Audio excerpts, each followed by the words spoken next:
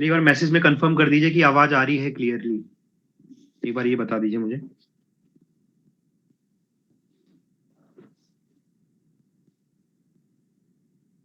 ठीक है, कोई भी वॉइस का इशू होगा तो उसी टाइम बता देना।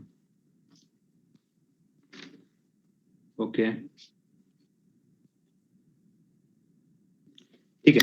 क्वेश्चन नंबर 13 तक हो गया था लास्ट क्लास में। आज क्वेश्चन नंबर 14 करेंगे, ठीक है। एक बार देखिए क्वेश्चन नंबर 14 को, देखिए एक बार क्या लिखा हुआ है।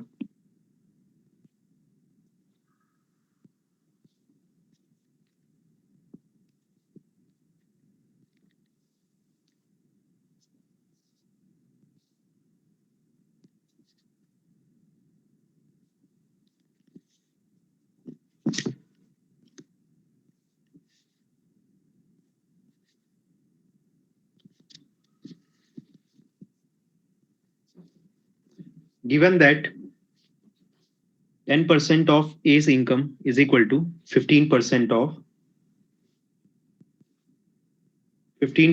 of B's income is equal to 20% of C's income. If sum of their income is 7800, then B's income is, ऐसा question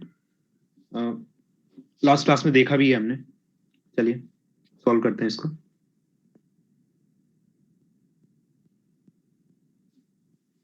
ten percent of A's income मतलब 10% इंटू ए की जो इनकम है वो किसके बराबर दिया हुआ है? 15% of B is equal to 20% of C. तो परसेंट को हम फ्रैक्शन में कन्वर्ट करते हैं, ठीक है। वैसे तो ये डिवाइड हो रहा है सीधे, ध्यान से देखोगे तो परसेंट कैंसिल हो जाएगा तीनों जगह, और ये हो जाएगा 2 5 जा 10, 3 5 जा 15 एंड 4 5 जा 20, ठीक है। तो ये कुछ ऐसा बन गया, 2a is equal to 3b is equal to 4c। तो ऐसा पैटर्न मैंने कल बताया था कि अगर ए बी सी की वैल्यूज निकालनी है तो क्या करना होता है? एलसीएम ले लीजिए 2 3 एंड 4 का। एलसीएम कितना आ जाता है? एलसीएम 12। तो ए की वैल्यू क्या हो जाएगी? ए हो जाएगा 6, बी हो जाएगा 4 एंड सी 3। तो ए बी और सी की जो है वैल्यूज आ गई हैं। अपने को दिया हुआ है if sum of their income is 7800, ठीक है। मतलब इनकी इनकम का सम दिया है। तो इनकी इनकम क्या है? देखो 6 यूनिट है, 4 यूनिट है, रेशियो है ना, बेसिकली रेशियो है। तो रेशियो को सॉल्व करने का एक तरीका है कि आप एक्स ले लीजिए, कई बार बता चुका हूं मैं। एक्स लेकर के सॉल्व कर लो या यूनिट लेके सॉल्व कर लो। मतलब 6 unit plus 4 unit plus 3 unit, total कितनी यूनिट्स हो गई? 13 यूनिट। तो टोटल ये इनका क्या हो गया? इनकम हो गया, इनकम का सम हो गया ये। वो किसके बराबर दिया हुआ है क्वेश्चन में? 7800। तो 1 यूनिट की वैल्यू क्या आ जाएगी यहाँ से? 7800 divide by 13, that is equal to 600। तो अपने को निकालना है कि बी की क्या इनकम है। तो बी की इनकम क्या है? 4 यूनिट। तो 4 यूनिट की वैल्यू क्या हो जाएगी? 4 इंटू 600। आंसर आ जाएगा 2400। यही है आंसर। बताइए, ठीक है।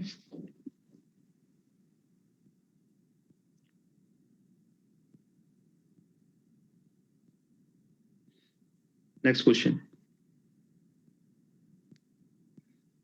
जो भी क्वेश्चन क्लास में है ना, ये डिफरेंट एग्जाम में यही पैटर्न के क्वेश्चन आपको दिखेंगे। जब आप क्वेश्चन करोगे ना प्रीवियस ईयर, तो यही पैटर्न में दिखेंगे क्वेश्चन। तो ध्यान से सुनना जो भी क्वेश्चन करवाए जा रहे हैं। नेक्स्ट क्वेश्चन एक बार पढ़िए।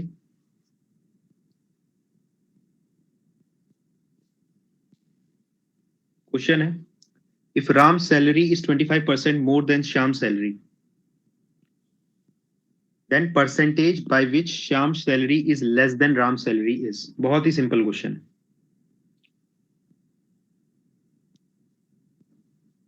ट्राई करो एक बार सब।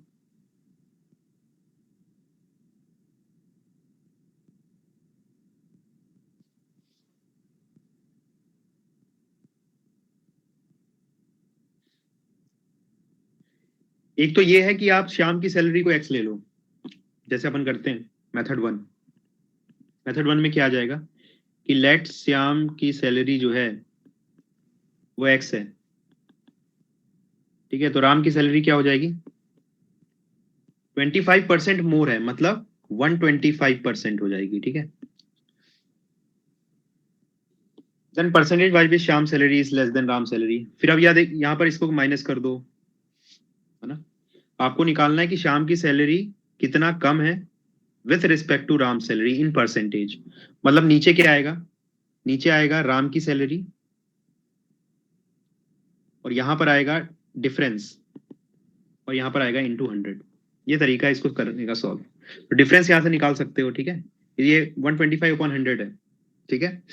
तो थोड़ा काटा पीटी करो इसमें, तो इनका डिफरेंस निकाल सकते हो। इनका डिफरेंस ऊपर आ जाएगा, राम की सैलरी नीचे आ जाएगी, इनटू 100, यही आपका आंसर है। ये मेथड क्लियर है। और लिख दूं अगर मैं, तो कितना हो गई,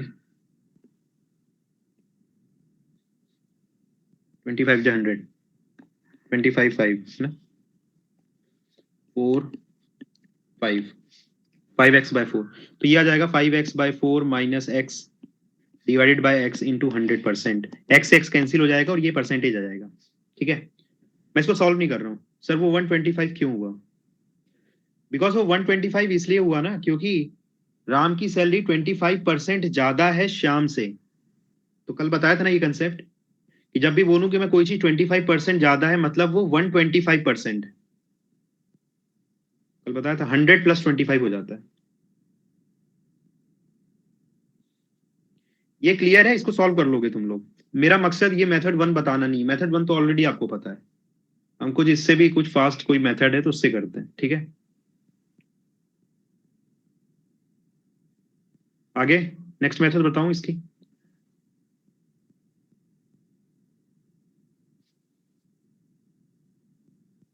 ठीक है, तो इसको मैं यहां से निकालते हैं।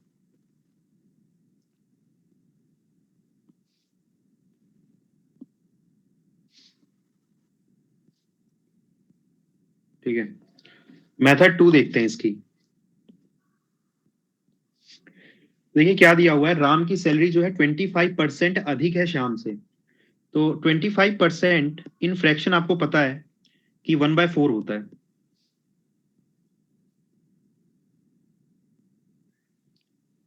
तो क्वेश्चन में ये बोला है कि राम की सैलरी किससे, श्याम से, श्याम से। तो ये 4 किसको रिप्रेजेंट कर रहा है, ये 4 रिप्रेजेंट कर रहा है श्याम की सैलरी, क्योंकि जो डिनोमिनेटर होता है वो किसको रिप्रेजेंट करता है, ओरिजिनल जिससे कंपैरिजन हो रहा है ना, उसकी सैलरी, उसकी क्वांटिटी को रिप्रेजेंट करता है। तो यहां पर बोल रहा है कि राम की सैलरी 25% किसका, किसका है, तो किसका वाला जो टर्म आता है वो नीचे आता है। तो श्याम की सैलरी 4 यूनिट को रिप्रेजेंट कर रही है।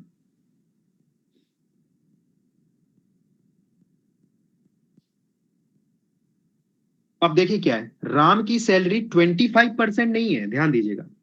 अगर क्वेश्चन में ये बोलता कि राम की सैलरी 25% है, तो ये वन किसको रिप्रेजेंट करता, ये वन राम को रिप्रेजेंट करता, क्योंकि आपको पता है कि 4 का 25% वन होता है। पर यहां पर ये नहीं बोला, यहां पर बोला है कि राम की सैलरी 25% ज्यादा है, मतलब शाम की जो सैलरी है उसमें 25% और ऐड करना पड़ेगा। मतलब इसका मतलब ये है कि जो राम की सैलरी है वो क्या है, वो है 4+1। 4 क्या हो गया, श्याम की सैलरी, और 1 क्या हो गया, 25% ऑफ श्याम की सैलरी। तो 4+1 क्या हो गया, 25% मोर देन श्याम की सैलरी। तो 4+1 इज 5। तो 5 यूनिट क्या रिप्रेजेंट कर रहा है, ये राम की सैलरी को रिप्रेजेंट कर रहा है। ये कंसेप्ट बहुत इंपॉर्टेंट है। और कल की क्लास अगर अच्छे से करके आए हो तो डिफरेंस समझ रहे होगे कि कल क्या बताया था और आज क्या बता रहा हूं। कल हम लोग डायरेक्टली इसको ले रहे थे, अगर 25% बोल देता, मोर नहीं बोलता, यहाँ मोर नहीं रहता, सिर्फ 25% रहता, तो ये 1 होता राम की सैलरी। ये चीज क्लियर है क्या, अभी बताओ, तभी आगे बढ़ सकते हैं।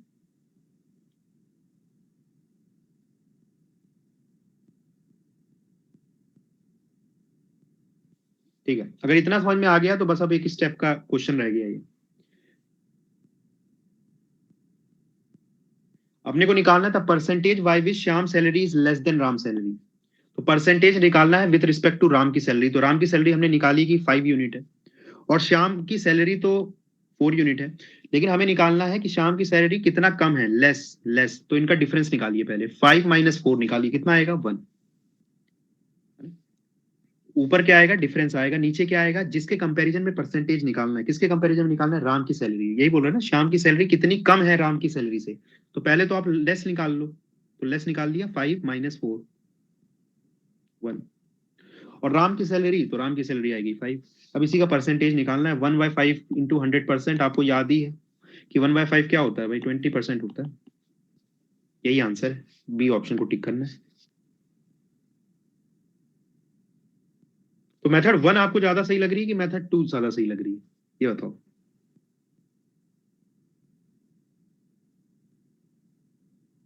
सिर्फ 2 स्टेप का है यहाँ पर, ओनली 2 स्टेप्स, एक ये एक ये। पर मेन चीज ये है कि आपको कंसेप्ट क्लियर होना चाहिए कि मोर का मतलब क्या होता है ना। 25% बोलूं तो क्या है, 25% मोर बोलूं तो क्या है, बस ये डिफरेंस क्लियर होगा तो बहुत ही इजिली हैंडल कर सकते हो इन क्वेश्चनों को।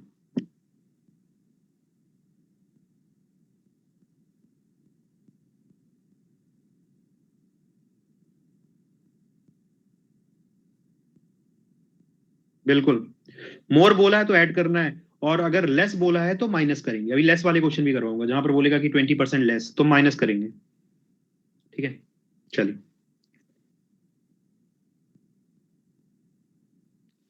हाँ, कुछ क्वेश्चन आते हैं एरर परसेंटेज निकालने के लिए एग्जाम में।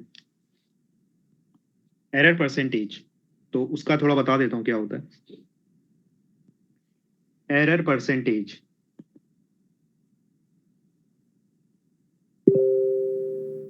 दुनिया में कोई भी चीज परफेक्ट नहीं है,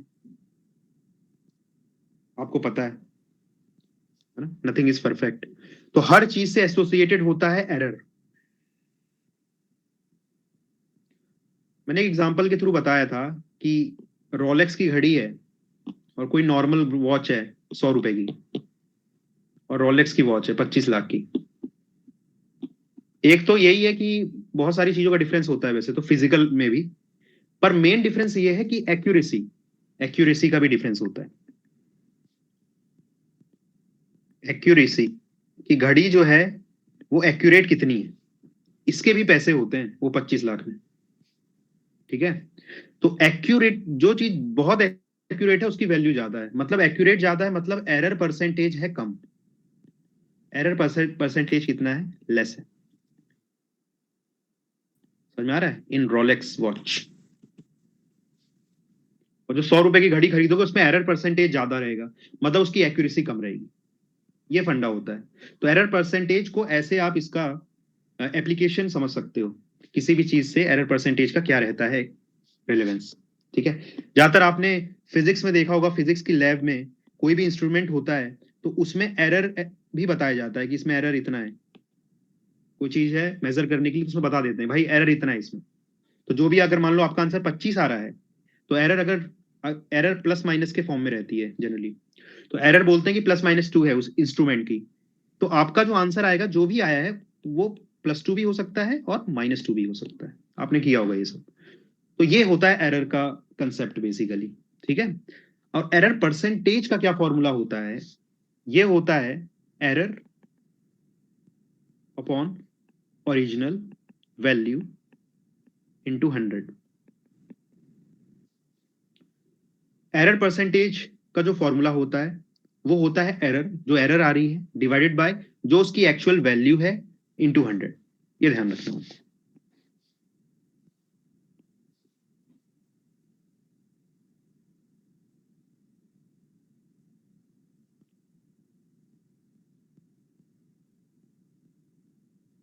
ठीक है, चलिए नेक्स्ट क्वेश्चन देखते हैं इसी के ऊपर जो है यहाँ पर। देखिए एक बार इसको रीड करिए।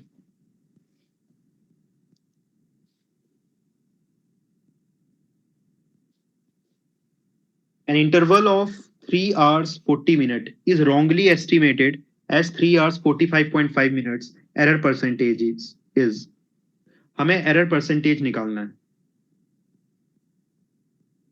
बोल रहा है कि भाई एक इंटरवल है 3 घंटे 40 मिनट का, लेकिन उसे गलत एस्टिमेट किया गया, कितना, 3 घंटे 45.5 मिनट एस्टिमेट कर लिया गलती से। मान लो कि भाई ये दुकान, ये आपने यहाँ से खरीदी, दिल्ली से 100 रुपए की घड़ी खरीद ली आपने, है ना, तो वो घड़ी जो है आधे मिनट ज्यादा चल रही है, फास्ट चल रही है, तो उसने इतना कैलकुलेट किया, जबकि एक्चुअल में इतना ही टाइम हुआ था, 3 घंटे 40 मिनट ही हुए। तो आपको निकालना है कि उस घड़ी की एरर क्या है, एरर परसेंटेज क्या है उस घड़ी की। सिंपल है फंडा। तो पहले मैं क्या करता हूं, देखो यहाँ पर आवर्स है, कभी भी क्वेश्चन में, क्वांट के क्वेश्चनों में आवर्स और मिनट साथ में हो तो यूनिट पहले कन्वर्ट करनी है आपको। देखो यहाँ आवर्स मिनट है, तो सबको मिनट में कर लेता हूं मैं, ठीक है। तो 3 hours 40 minute कितना हो जाएगा, 1 घंटे में 60 मिनट होते हैं, तो ये हो जाएगा 220 मिनट, ठीक है। ओके, और ठीक है, ये 220 मिनट के आसपास, मतलब वही है, 220 मिनट है। देखो एरर परसेंटेज का फॉर्मूला क्या होता है, नीचे आएगा ओरिजिनल जो उसकी एक्चुअल वैल्यू है। देखो टाइम की एक्चुअल वैल्यू क्या थी इंटरवल की, वो है 3 घंटे 40 मिनट, ये एक्चुअल वैल्यू है उसकी, तो ये नीचे आएगा 3 घंटे 40 मिनट, मतलब 220 मिनट्स, 220 मिनट नीचे आएगा। मुझे निकालना है एरर परसेंटेज, ठीक है। ऊपर क्या आएगा, एरर आएगा। तो एरर क्या होता है, देखो डिफरेंस, जो आपने गलत एस्टिमेट किया और जो एक्चुअल है उनके बीच का डिफरेंस, कितने मिनट का डिफरेंस आ रहा है, 5.5 मिनट का, दिख रहा है। यहाँ 45.5 मिनट है या 40 मिनट है, आवर्स तो सेम ही, तो 5.5 मिनट का डिफरेंस ज्यादा आ रहा है ना। तो मैं यही बोल रहा हूँ, देखिए ऊपर जो यूनिट है वो भी मिनट है, नीचे भी मिनट है, तो दोनों यूनिट सेम रखनी है आपको, ठीक है। Percentage into 100%। अब ये वैल्यू कैलकुलेट करनी है। तो एक तरीका तो ये है कि इसको सॉल्व कर लो, और दूसरा तरीका ये है कि आप तो कुछ वैल्यू मैंने याद करवा रखी है, ठीक है, वहां से डायरेक्टली आप इसे लिख सकते हो। देखिए ध्यान से, इसको बस सॉल्व कर लो, थोड़ा सा सिंप्लीफाई कर लो इसको। तो 5.5 मतलब 11/2 होता है फ्रैक्शन में, ये 220 है, ठीक है। इसको और सिंप्लीफाई करूं तो ये 1/40 हो जाता है, ठीक है, 1/40 इंटू 100।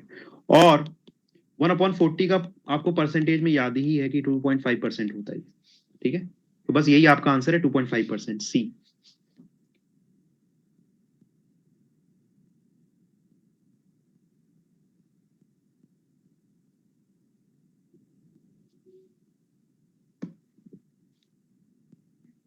ठीक है,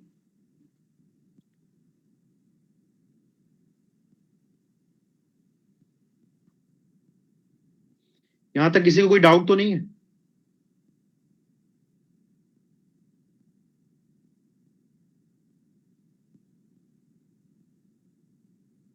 ओके, क्वेश्चन नंबर 17 देखिए। The difference of two number is 15% of their sum. The ratio of larger number to the smaller number is, ratio निकालना है लार्जर नंबर का स्मॉलर नंबर से। The difference of two number is 15% of their some.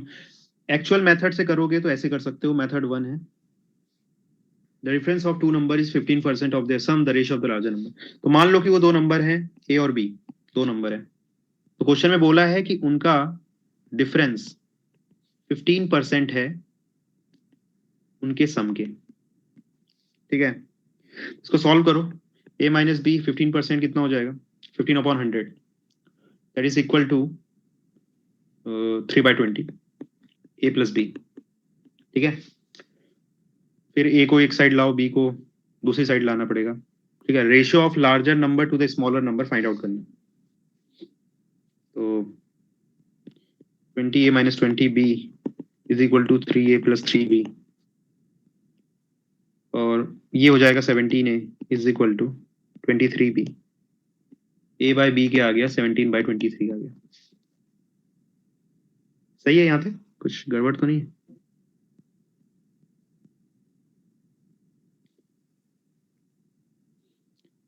Difference of two number is 15% of this sum, right? ये तो सही है। 20A 20B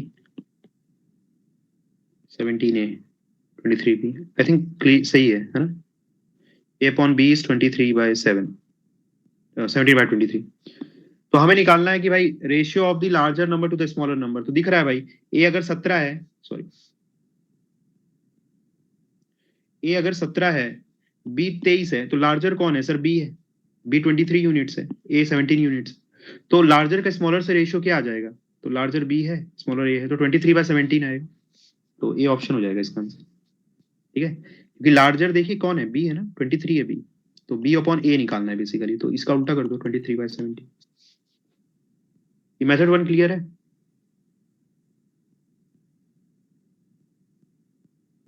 जैसा question में बोला है मैंने लिख करके इक्वेशन बना ली, ठीक है? इसको आप एक और तरीके से सॉल्व कर सकते हो।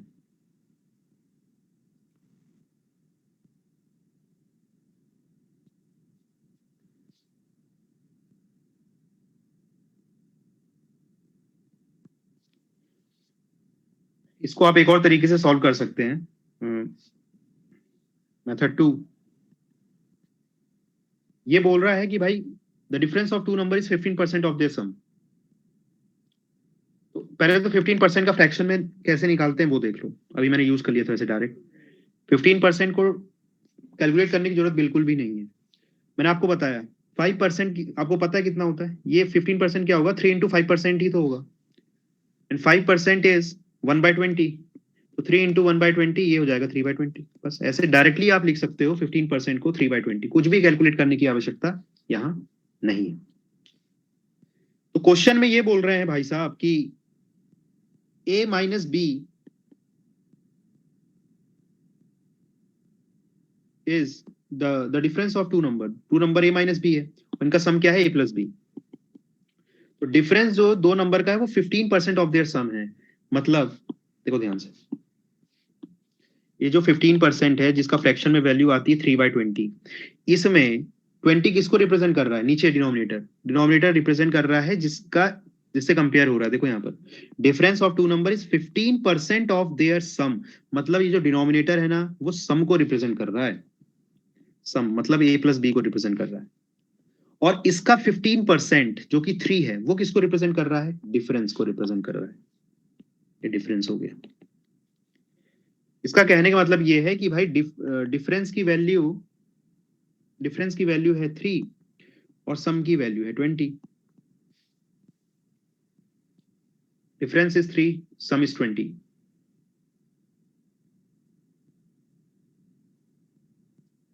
यहां तक क्लियर है? बताइए।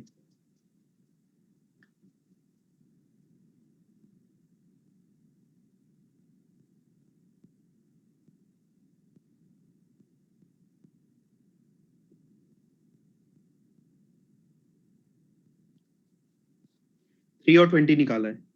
अब यहां पर क्या कर सकते हो? देखो डिफरेंस आया लेकिन अभी नंबर नहीं आए।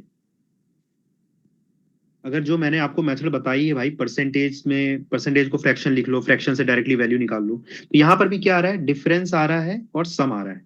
तो लेकिन अपने को क्या निकालना है? अपने को ए और बी की वैल्यू निकालनी पड़ेगी कि भाई लार्जर कौन है, स्मॉलर कौन है। रेशियो निकालना पड़ेगा उनका, है ना? ए और बी का रेशियो निकालना पड़ेगा। तो इन दोनों को अगेन सॉल्व ही करना पड़ेगा, इसके अलावा कोई ऑप्शन नहीं है। समझ में आ रहा है? क्योंकि तो डिफरेंस और सम है, अपने को ए अपॉन बी निकालना है, ए अपॉन बी। तो दो इक्वेशन इसको सॉल्व कर सकते हो। पहली चीज तो ये है। पर यहां पर एक और चीज कर सकते हो आप। क्या कर सकते हो? ऑप्शन चेक कर सकते हो। जैसे फॉर एग्जाम्पल ए ऑप्शन है, कोई किसी से भी शुरू करते हो, मैं ए क्योंकि आंसर है तो वहां से दिखा रहा हूँ आप लोग को। देखिए ए ऑप्शन है, ए ऑप्शन में इन्होंने क्या लिख रखा है? लार्जर नंबर, इनका कहने का मतलब है 23 है, और स्मॉलर नंबर क्या है? 17 है ना? तो आप डिफरेंस निकालो, ए माइनस बी निकाल सकते हो यहाँ से। सर ए माइनस बी आ जाएगा लार्जर माइनस स्मॉलर, कितना हो जाएगा ये? 6। और सम निकाल सकते हो ए प्लस बी हो जाएगा 23 + 17, तो कितना हो जाएगा? 20 नहीं, ज्यादा आ रहा है। हाँ कितना आ रहा है? 40 आ रहा है। तो डिफरेंस और सम का रेशियो, देखो मेरे पास डिफरेंस और सम का रेशियो ना, डिफरेंस है 3 और सम है 20। तो देख लो भाई कि डिफरेंस और सम का रेशियो क्या 3 और 20 आ रहा है? देखते हैं। a minus b ratio a plus b कितना हो रहा है भाई? 6/40 हो रहा है। इसको सॉल्व करोगे थोड़ा तो 3 2 जा 6 एंड 20, तो 3/20 ही तो आ रहा है, मतलब डिफरेंस 3 आ रहा है, सम 20 आ रहा है। तो ऐसे भी कर सकते हो, चाहे तो ऑप्शन चेक कर सकते हो। समझ में आ रहा है? देखो एक स्टेप 15% लिख लो 3/20, आपको पता है कि 3 डिफरेंस है, 20 सम है। अब कोई भी ऑप्शन पकड़ लो, ये क्या है, ये ए है, ये बी है, तो इनका डिफरेंस निकाल लो, सम निकाल लो, और दोनों का रेशियो देख लो 3/20 आ रहा है क्या, बस खत्म। मैंने चेक करके बताया भी ये ऑप्शन। समझ में आया, ये वाली मेथड समझ में आई? पता सब होना चाहिए आपको कि क्वेश्चन कैसे सॉल्व करना है, ऑप्शन को चेक करना भी एक आर्ट है, वो भी वो भी आना चाहिए कैंडिडेट को। कई बार फंस जाओगे, सॉल्व नहीं हो रहा है तो ऑप्शन के थ्रू भी निकल जाते हैं क्वेश्चन। बताओ।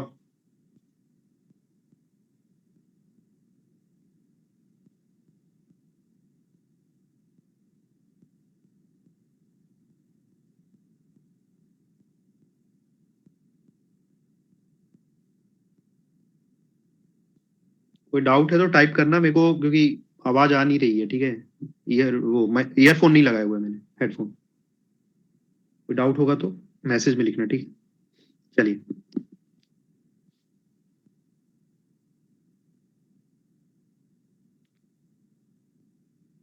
नेक्स्ट क्वेश्चन देखिए।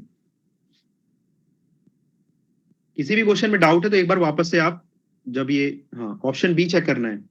ओके, देखिए ऑप्शन बी अगर मैं चेक करूं, 11:9, ये ऑप्शन बी है 11:9, ठीक है। इनका डिफरेंस और सम का क्या आ जाएगा, डिफरेंस सम आ जाएगा इनका, सॉरी डिफरेंस आ जाएगा 2, और सम कितना आ जाएगा 20, 2 और 20, ठीक है। तो रेशियो दिख रहा है भाई, 2:20 आ रहा है, मतलब 1:10 आ रहा है, तो ये वो तो आ नहीं रहा, 3 और 20 ये आना चाहिए ना, 3:20, तो ये ऑप्शन नहीं है। बताओ।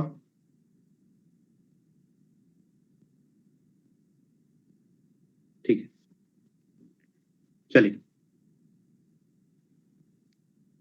नेक्स्ट क्वेश्चन देखिए, क्वेश्चन नंबर 18।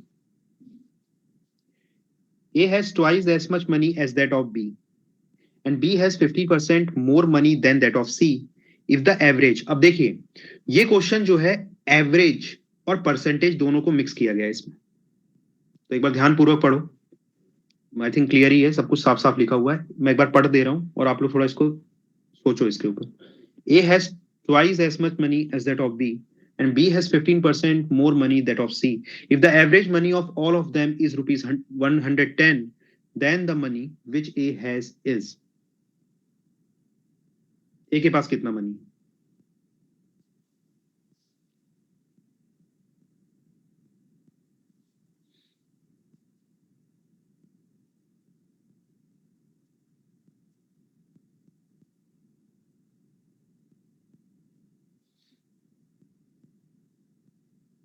देखो यहां पर मैं कितने भी क्वेश्चन सॉल्व करवा दूं, उससे आपका फायदा उतना नहीं होगा अगर आप खुद से अटेम्प्ट नहीं करोगे क्वेश्चन, ठीक है।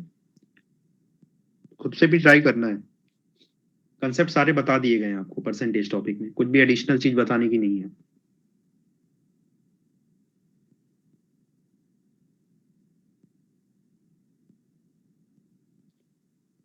एक तो ये है कि एक्स लेकर के सॉल्व कर सकते हो, ठीक है। सी के पास जितना मनी है उसको एक्स मान लो, उसको मैं सॉल्व नहीं करूंगा, पर मैं एक बार बता दे रहा हूं। देखो सी के पास मैं मनी मान लेता हूं कि एक्स रुपीज है, तो बी के पास कितने हो जाएंगे, 50% मोर है, मतलब 150, 100/x, क्लियर है। और ए के पास जो है ट्वाइस है, दुगना है, किसके कंपैरिजन में, बी, तो बी के पास कितना है, 150% ऑफ एक्स, तो ए के पास किसका है, इतना, इसका ट्वाइस है, तो बी के पास तो इतना है, उसका ट्वाइस कर दिया है। तो देखिए सी का मनी आ गया, बी का आ गया, ए का आ गया इन टर्म्स ऑफ एक्स, और बोला है if the average money of all of them is 110, तो इनका एवरेज 110 है। एवरेज का पता है आपको, फॉर्मूला क्या होता है भाई, सबका सम, जो मनी है इनके पास उनका सम।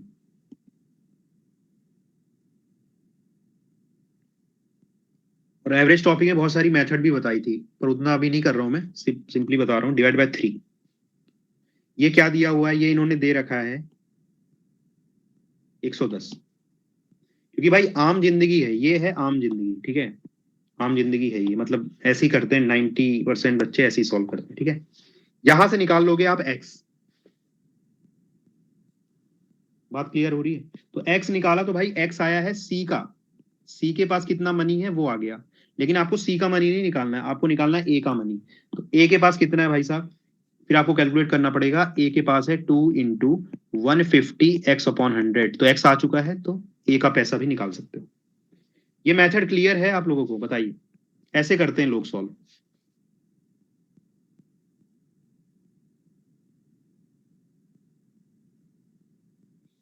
इधर थोड़ा बहुत भी मिस्टेक हो जाती है, इधर थोड़ा बहुत भी मिस्टेक हो जाती है तो ऑप्शन ही मैच नहीं करता है। A B C D 4 option होते हैं ना, तो ऑप्शन ही नहीं मैच करता है कई बार, या गलत ऑप्शन मैच हो जाता है, तो यहाँ गलती कर देते हैं बच्चे कैलकुलेशन में, और हड़बड़ी में रहते हैं, टाइम की कमी रहती है, तो गलतियों के चांसेस बहुत ज्यादा रहते हैं। अगर कैलकुलेशन जितनी ज्यादा रहेगी आपके सॉल्यूशन में, उतने ही ज्यादा चांसेस हैं कि आप गलती करोगे। इसको ही अवॉइड करना है अपने को, ठीक है। तो ये हो गई मेथड 1।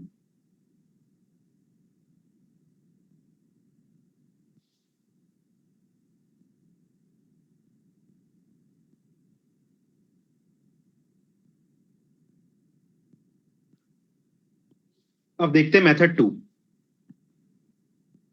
ठीक है। मेंटोस वाली मेथड देखते हैं, मेंटोस जिंदगी। तो देखो इसमें क्या बोला हुआ है, B has 50% more than that of C। तो भाई 50% आपको पता है फ्रैक्शन में क्या होता है, 1/2। ओके, तो बोल रहा है कि भाई B के पास जो पैसा है that is 50% more than that of C, मतलब ये 2 क्या है, ये C के पैसे को रिप्रेजेंट कर रहा है।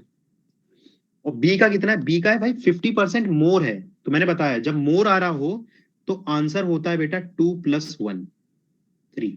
तो 3 किसको रिप्रेजेंट कर रहा है, बी के मनी को रिप्रेजेंट कर रहा है, कि बी के पास कितने पैसे हो गए भाई, बी के पास 3 पैसे हो गए और सी के पास 2 पैसे हो गए। तो क्वेश्चन में बोला है कि ए के पास कितने पैसे हैं, ए के पास ट्वाइस हैं दैट ऑफ बी, बी के पास जितने हैं उससे ट्वाइस है, तो बी के पास तो भाई 3 है, तो ए के पास हो गया 6। यहां तक क्लियर है भाई साहब? आसान है, बस ये कंसेप्ट पता होना चाहिए भाई, ये यहां जो किया है मैंने, ठीक है।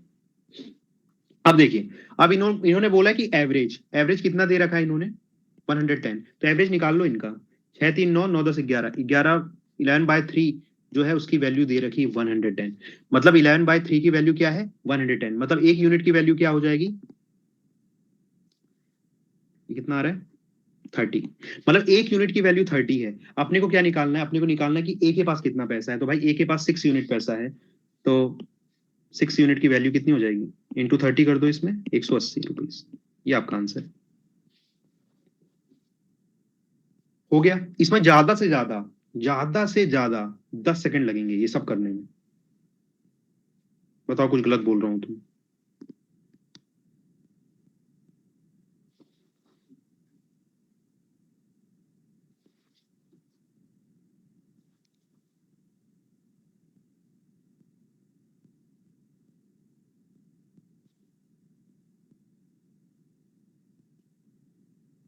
ठीक है,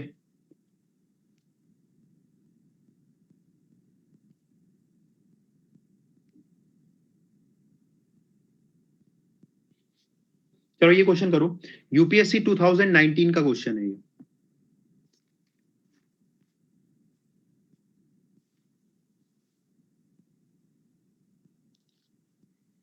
यूपीएससी 2019 क्वेश्चन है, इन an examination A has scored 20 marks more than B. If B has scored 5% less marks than that A, less marks than A, how much has B scored? जल्दी करो, आंसर बताओ, ज्यादा से ज्यादा इसमें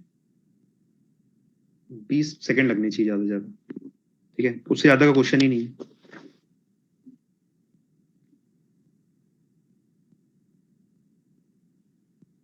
जिसका आंसर आएगा वो टाइप करो जल्दी से।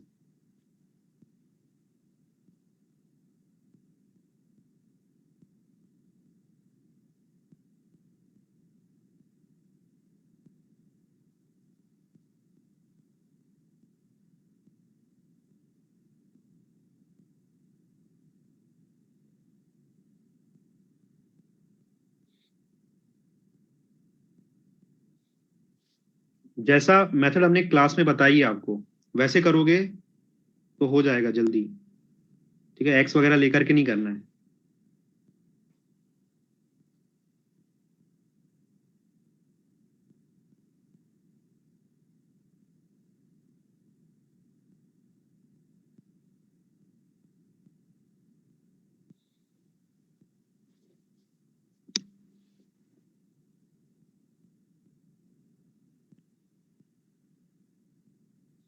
Answer is B, right. देखिए, इतना टाइम नहीं लगना चाहिए इसमें। देखो, in an examination A has score 20 marks more than B. A ने बी से 20 मार्क्स ज्यादा स्कोर किया है। बी जो है वो 5% लेस स्कोर करता है ए से। तो पहले 5% का मुझे ये बताइए, 5% दिया इन्होंने, 5% का फ्रैक्शन क्या होता है? बच्चे बच्चे को याद है, 1/20 होता है, ठीक है। तो ये 20 क्या रिप्रेजेंट कर रहा है? ये 20 रिप्रेजेंट कर रहा है, देखो किसके रिप्रेजेंट में है, देखिए B has scored 5% less marks than, किसके कंपैरिजन में है? ए के कंपैरिजन में, ठीक है। तो 20 रिप्रेजेंट कर रहा है भाई ए के मार्क्स कितने हैं। अगर ये आइडेंटिफाई कर लेते हो कि 20 रिप्रेजेंट कर रहा है ए के मार्क्स, बस खत्म है क्वेश्चन। तो बी के मार्क्स क्या बोल रहा है? बी के मार्क्स बोल रहा है 5% लेस है। तो देखिए, 20 का 5% 1 होता है, पर बी का मार्क्स 1 नहीं होगा, बी का मार्क्स होगा, अभी बताया था ना, मोर में क्या करते थे? प्लस कर देते थे, लेस में क्या करेंगे? माइनस कर देंगे, ठीक है। तो 20 माइनस 1 कितना हो जाएगा? 19। तो 19 किसके मार्क्स हैं भाई? बी के मार्क्स।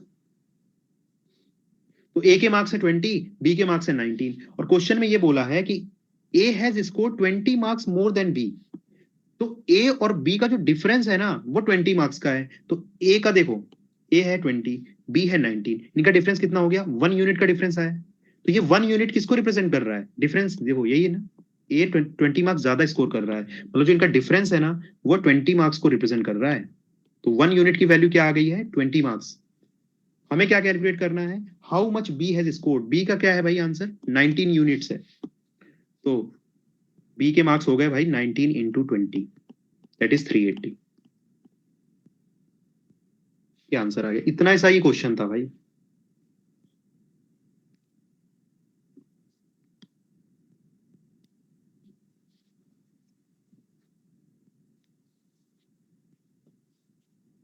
किसी स्टेप में डाउट है तो बताओ।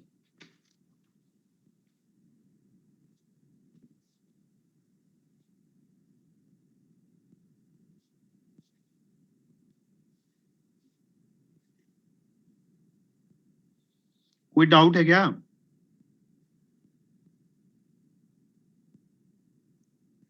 डिफरेंस स्टेप में डाउट है? देखो, कंसेप्चुअल है बहुत ज्यादा। देखो, तुम्हें मैंने बता रखा है, तुम्हें मैंने बता रहा है कि भाई 5% क्या बोल रहा है कि बी के मार्क्स जो हैं वो 5% लेस हैं देन ए। 5% होता है 1/20। किसके रिस्पेक्ट में बता रहा है? 5% लेस देन ए, मतलब ए के रिस्पेक्ट। तो डिनोमिनेटर किसको रिप्रेजेंट करता है? जिसके रिस्पेक्ट में बताया जाता है। तो किसके रिस्पेक्ट में बताया जा रहा है? ए के रिस्पेक्ट में। यही बोला जा रहा है ना कि बी के मार्क्स 5% कम है विथ रिस्पेक्ट टू ए। तो डिनोमिनेटर किसको रिप्रेजेंट करेगा फ्रैक्शन के? ए को रिप्रेजेंट करेगा, ए के मार्क्स को। अब देखो, तुम्हें पता है 20 का 5% 1 होता है, कैलकुलेट कर लो। 20 का 5% 1 होता ही होता है, कर लो कैलकुलेट। 20 का 5% 1 होता है। तो अगर क्वेश्चन में ये बोला बोला बोला रहता कि बी के मार्क्स 5% है देन ए, लेस नहीं लिखा रहता, तो ये 1 किसको रिप्रेजेंट करता? बी के मार्क्स को रिप्रेजेंट करता। पर यहां पर ये बोला है कि बी के मार्क्स 5% लेस देन ए है। तो कैसे कैलकुलेट करते हो? ए के मार्क्स, बी का मार्क्स क्या आता है उस केस में? बी का मार्क्स आता है ए के मार्क्स माइनस 5% ऑफ ए का मार्क्स। सही बात है। तो ए का मार्क्स कितना है तुम्हें पता है? 20 है, डिनोमिनेटर को रिप्रेजेंट करता है। और 5% ऑफ 20 क्या होता है? ये न्यूमरेटर होता है। न्यूमरेटर क्या होता है? 1। वही चीज मैं कर रहा हूं, देखो 20 - 1, 20 - 1 कितना आता है? 19 ही तो आता है। ये है ए के मार्क्स, और ये ऊपर वाला क्या है? 5% ऑफ ए मार्क्स। तो A marks minus 5% of A marks क्या आ जाएंगे? बी के मार्क्स आएंगे, क्योंकि बी के मार्क्स 5% कम है ए से। अब इसके बाद भी समझ में नहीं आ रहा है ना, तो इसके बाद मैं कुछ नहीं कर सकता। अब बताओ। इसमें इतना क्या ऐसा क्या चीज है कि नहीं समझ में आ रहा है? इसका मतलब तुम पढ़ नहीं रहे हो ढंग से, ठीक है? इसका और कोई मतलब नहीं है। वापस से पढ़ो प्रीवियस क्लास, फिर आओ इसको इसमें, ठीक है? चलो, और थोड़ा लेवल अपना अप कर लो, एग्जाम मतलब प्रैक्टिस करो ज्यादा, जितनी ज्यादा प्रैक्टिस करोगे उतना ही ज्यादा चीजें समझ में आएगी, मैं बता रहा हूँ। बाकी लोग को अगर देखिए, बाकी लोग को समझ में आ रहा है तो आपको भी आना चाहिए, ठीक है? ओके।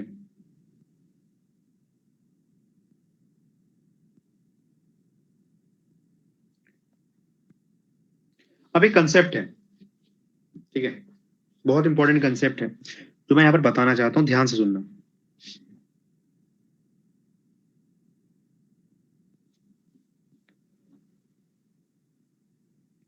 अभी भी जिसको नहीं समझ में आया उसको एक बार वीडियो को वापस से देख लेना उस स्टेप में, ठीक है? उसमें कुछ भी डिफिकल्ट नहीं है, बिलीव करो मेरे, ठीक है? अंशिका, हाँ, आ गया ना? ठीक है। नोट देखिए, अगर मैं बोलता हूं कि ए का x% बी के y% के बराबर है, अगर मैं बोलता हूं कि ए का x% बी के y% के बराबर है,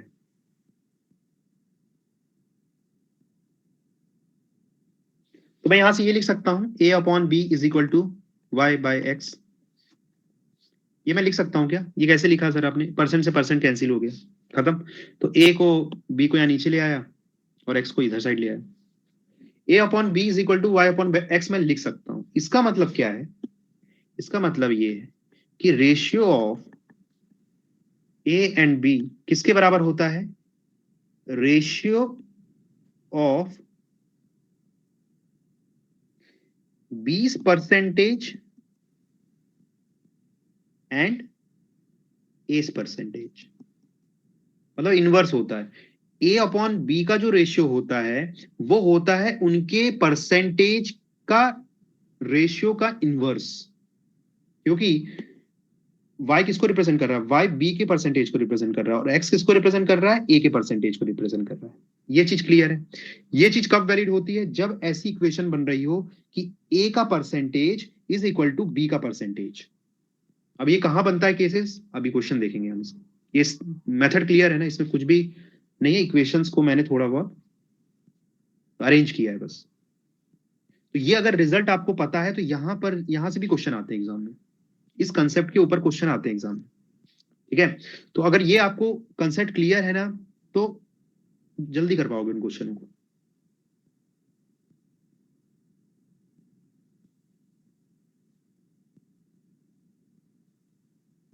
चलिए क्वेश्चन से देखते हैं इसको, पर अभी इसको नोट कर लो इसको, ठीक है? क्वेश्चन देखिए यहां पर, इंपॉर्टेंट क्वेश्चन है। A B is a line, A B is a line and C is A point on A B. एक ए बी लाइन है, उसमें सी एक पॉइंट है, such that AC is 3 centimeter. If length of AC is increased by 6%, the length of CB is decreased by what percent?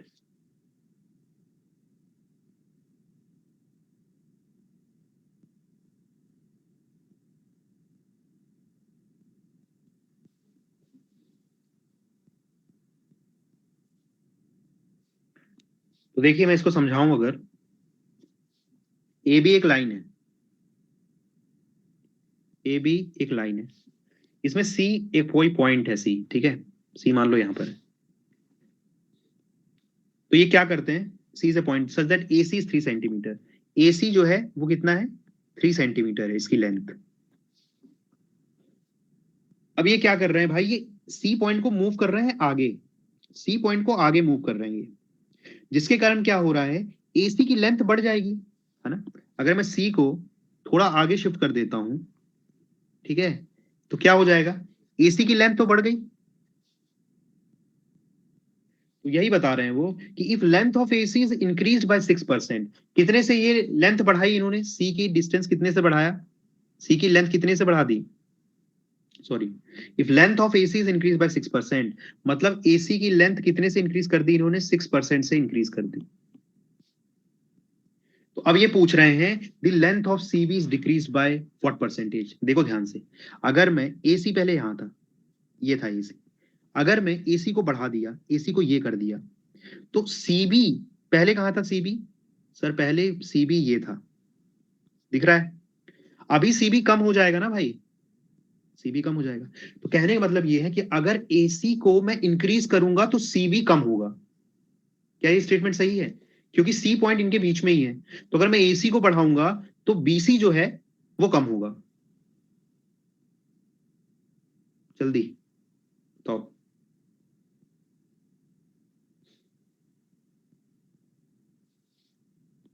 है ना? अगर मैंने AC को 6% से इंक्रीज कर दिया, 6% से इंक्रीज कर दिया, तो बीसी कितने परसेंट से कम होगा? क्योंकि आपको पता तो चल ही रहा है कि भाई बीसी कम होगा, क्योंकि ऑब्वियस सी बात है सी पॉइंट जो है उनके बीच में ही है। तो इसका मेथड 1 से सॉल्व करते हैं इस क्वेश्चन को। तो ये देखो, कुछ ऐसा नहीं समझ में आ रहा है आपको? देखो, कुछ ऐसी इक्वेशन बनेगी जो मैंने अभी बताई है। देखो यहाँ पर ऐसे कि देखिए एसी की कुछ लेंथ है ना? एसी की कुछ लेंथ है, उसका 6% इंक्रीज कर दूं अगर मैं, देखो एसी जितना बढ़ेगा भाई, देखो एसी जितना बढ़ेगा बीसी उतना ही कम होगा। एसी कितना बढ़ा सर? इतना बढ़ा, तो बीसी कम कितना हुआ? इतना ही तो हुआ। दिख रहा है ना? जितना एसी बढ़ाओगे भाई राइट में, उतना ही बीसी कम होगा। यही कंसेप्ट को मैं यूज करूंगा।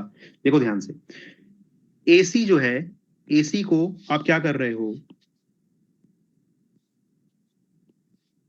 एसी को आप 6% से इंक्रीज कर रहे हो, तो एसी का 6% ये होगा ना, एसी इंटू 600, 6/100। ये क्लियर? ये क्या बता रहा है? ये लेंथ बता रहा है जो आपने इंक्रीज की है, इंक्रीज्ड लेंथ, इंक्रीज्ड लेंथ। भाई जितना आप एसी को बढ़ाओगे, कितना बढ़ाया आपने? एसी इंटू 6/100 बढ़ाया, उतना ही बीसी क्या होगा? कम होगा। तो बीसी कितना कम होगा? तो बीसी का जो लेंथ थी इंटू, मुझे नहीं पता कि कितना कम हुआ, मैं मान लेता हूं x% कम हुआ, तो x/100 लिख सकता हूं। देखो एसी इंटू 6/100, इतनी लेंथ बढ़ी, तो कम कितनी होगी बीसी की? BC into x/100। एक्स क्या है कि मैं मान लेता हूं कि x% कम हुआ, यही मुझे निकालना है, एक्स की वैल्यू ही मुझे निकालनी है कि बीसी कितने परसेंट कम हुआ। तो मैं मान रहा हूं बीसी x% कम हुआ। ठीक है, तो एसी की लेंथ क्वेश्चन में दे रखी थी, कितनी दे रखी है एसी की लेंथ? 3 सेंटीमीटर, है ना? ये देखो एसी की लेंथ 3 सेंटीमीटर दे रखी थी, तो एसी की जगह 3 लिख दो। 3 into 6/100 is equal to BC की लेंथ। अब देखिए, एसी अगर एसी अगर 3 सेंटीमीटर है और टोटल लाइन लाइन की लेंथ क्वेश्चन में दे रखी थी 6 सेंटीमीटर, तो इनिशियली बीसी की लेंथ कितनी थी बताइए? 6 - 3, 3 सेंटीमीटर। बीसी की लेंथ भी 3 सेंटीमीटर थी, सही बात है। तो बीसी की लेंथ 3 सेंटीमीटर, 3 रख दो यहां पर, 3 का x%। ठीक है, यहां से बड़ी इजिली आप x निकाल सकते हो।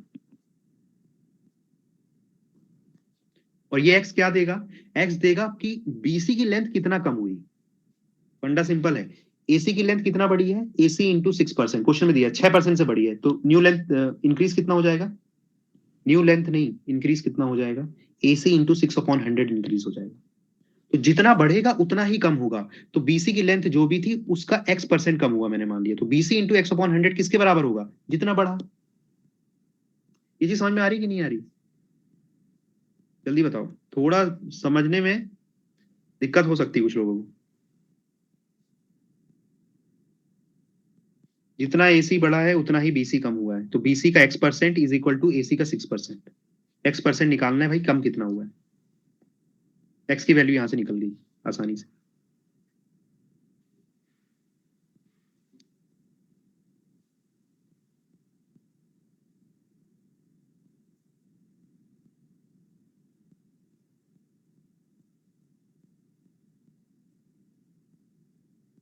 एक मिनट, एक मिनट, टोटल लेंथ इसकी,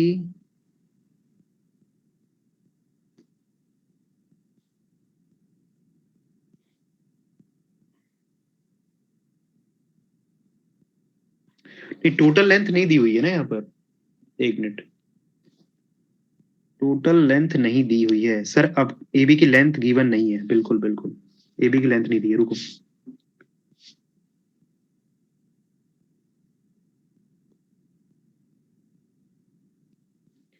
AB की लेंथ नहीं दी है, मतलब BC का नहीं पता चलेगा। रुको जाओ, BC की लेंथ इनिशियली कितनी थी ये नहीं पता है, तो BC को BC ही रखना पड़ेगा भाई साहब यहाँ।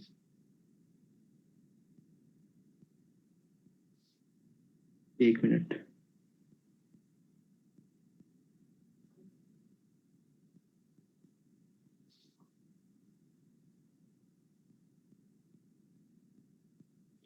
अगर ये लेंथ नहीं दी होगी तो देन निकालना डिफिकल्ट है इसको। आई थिंक इसकी लेंथ दी हुई है इन्होंने, यहाँ लिखो। सॉल्व नहीं होगा अदरवाइज, दो वेरिएबल आ जाएंगे एंड देन ये सॉल्व नहीं होगा मेरे हिसाब से। हाँ ठीक है। ये टोटल लेंथ दी हुई है भाई, AB से लाइन, और इसकी लेंथ है 5 सेंटीमीटर है, ठीक है। टोटल लेंथ है इसकी 5 सेंटीमीटर, तो ये हो जाएगा 2 सेंटीमीटर, ठीक है। अगर AB की टोटल लेंथ जो है वो 5 सेंटीमीटर है, 3 सेंटीमीटर AC की लेंथ है, तो CB की लेंथ कितनी थी? 2 सेंटीमीटर थी। तो यहाँ BC की जगह क्या आ जाएगा भाई? 2 आ जाएगा, ठीक है। BC जगह 2 आ जाएगा। BC इज 2, यहां से x निकाल सकते हो बहुत इजीली।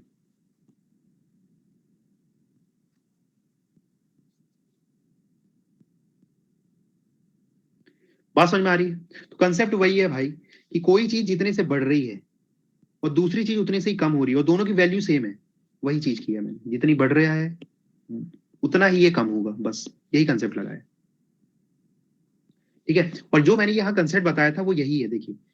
ए का x% is equal to B का x%, मतलब ए जितने से AC जितने से बढ़ रहा है उतना ही BC कम हो रहा है, दोनों का वैल्यू सेम है। वैल्यू दोनों की सेम होगी, क्योंकि भाई एक लाइन है, यहाँ पर C यहाँ पर है, थोड़ा सा शिफ्ट C यहाँ हुआ, तो देखिए ये इतना बढ़ गया, AC जो है इतना बढ़ा, तो ऑब्वियस ही बात है भाई BC पहले कितना था? इतना था, तो BC इतना ही कम हुआ ना, वैल्यू में तो कम हुआ उतना ही, ठीक है। तो मेन चीज वही है, वैल्यू को इक्वेट इक्वेट करना है अपने को, ठीक है। अब देखो जो मैंने यहाँ कंसेप्ट बताया, अगर आपको ये कंसेप्ट याद है तो आप इसकी मेथड 2 में इसकी बता रहा हूँ, मेथड 2 में और फास्ट से कर सकते हो इसको। देखिए क्या बोला इन्होंने, आपको पता है कि भाई जब दो quantities A into x% is equal to B into y% होता है, तो A और B का रेशियो उनके परसेंटेज के रेशियो का उल्टा होता है, ठीक है। तो यहां पर वही कंसेप्ट हो रहा है कि भाई जितनी क्वांटिटी एक बढ़ रही है उतनी कम हो रही है, मतलब quantity 1 is equal to quantity 2, ऐसा कुछ बन रहा है जो अभी हमने देखा था। तो उस केस में क्या होता है भाई, जो AC होगा और BC होगा, जो AC होगा और BC होगा, उनकी लेंथ का रेशियो तो आप निकाल सकते हो कि भाई AC 3 दिया था इन्होंने और BC आपने कितना निकाला है? 2, क्योंकि टोटल 5 था, तो AC 3 है तो BC 2 है। इनका परसेंटेज क्या दिया हुआ है इन्होंने? परसेंटेज AC का कितना दिया हुआ है? देखिए AC कितने से इंक्रीज हुआ है? 6% से इंक्रीज हुआ है, तो AC का परसेंटेज इन्होंने दिया हुआ है 6%। चलो मैं एक तरीके से ऐसे लिखता हूं, थोड़ा और इजी रहेगा। देखो AC की वैल्यू इन्होंने क्या दे रखी है? AC की वैल्यू दे रखी है 3 सेंटीमीटर, और AC का परसेंटेज कितना दे रखा है इंक्रीज का? 6%। BC की वैल्यू क्या दे रखी है इन्होंने? 2 सेंटीमीटर। BC का परसेंटेज कितना कम होगा यही तो हमको निकालना है, सही बात है। तो आपको पता है कि जो भी क्वांटिटीज होती हैं उनके रेशियो बराबर होता है उनके परसेंटेज का उल्टा रेशियो के। तो परसेंटेज का उल्टा क्या हो जाएगा भाई? ये 3 AC को रिप्रेजेंट कर रहा है, तो AC का परसेंटेज होगा ना वो डिनोमिनेटर में आएगा, क्योंकि न्यूमिनेटर में है तो ये डिनोमिनेटर में आएगा, तो 6% नीचे आएगा। और 2 का परसेंटेज अपने को निकालना है तो x% ऊपर आ जाएगा। तो यहां से बहुत ही इजिली x कैलकुलेट कर सकते हो, दिख रहा है?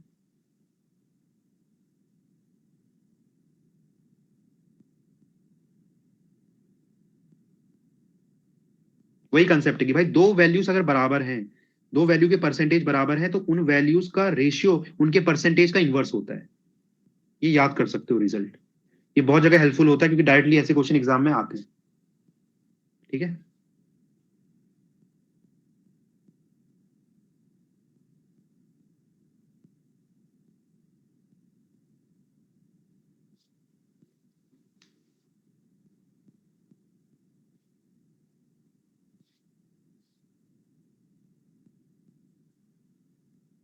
चलिए इसके ऊपर एक और क्वेश्चन देखते हैं। क्लियर है क्या ये? किसी को डाउट तो नहीं किसी स्टेप में? इसको एक और बार देखना, क्वेश्चन में मैंने क्या बताया, ये वाला कंसेप्ट यहाँ मेन है कि ये मैंने क्यों इक्वेट किया है दोनों को। ठीक है, चलिए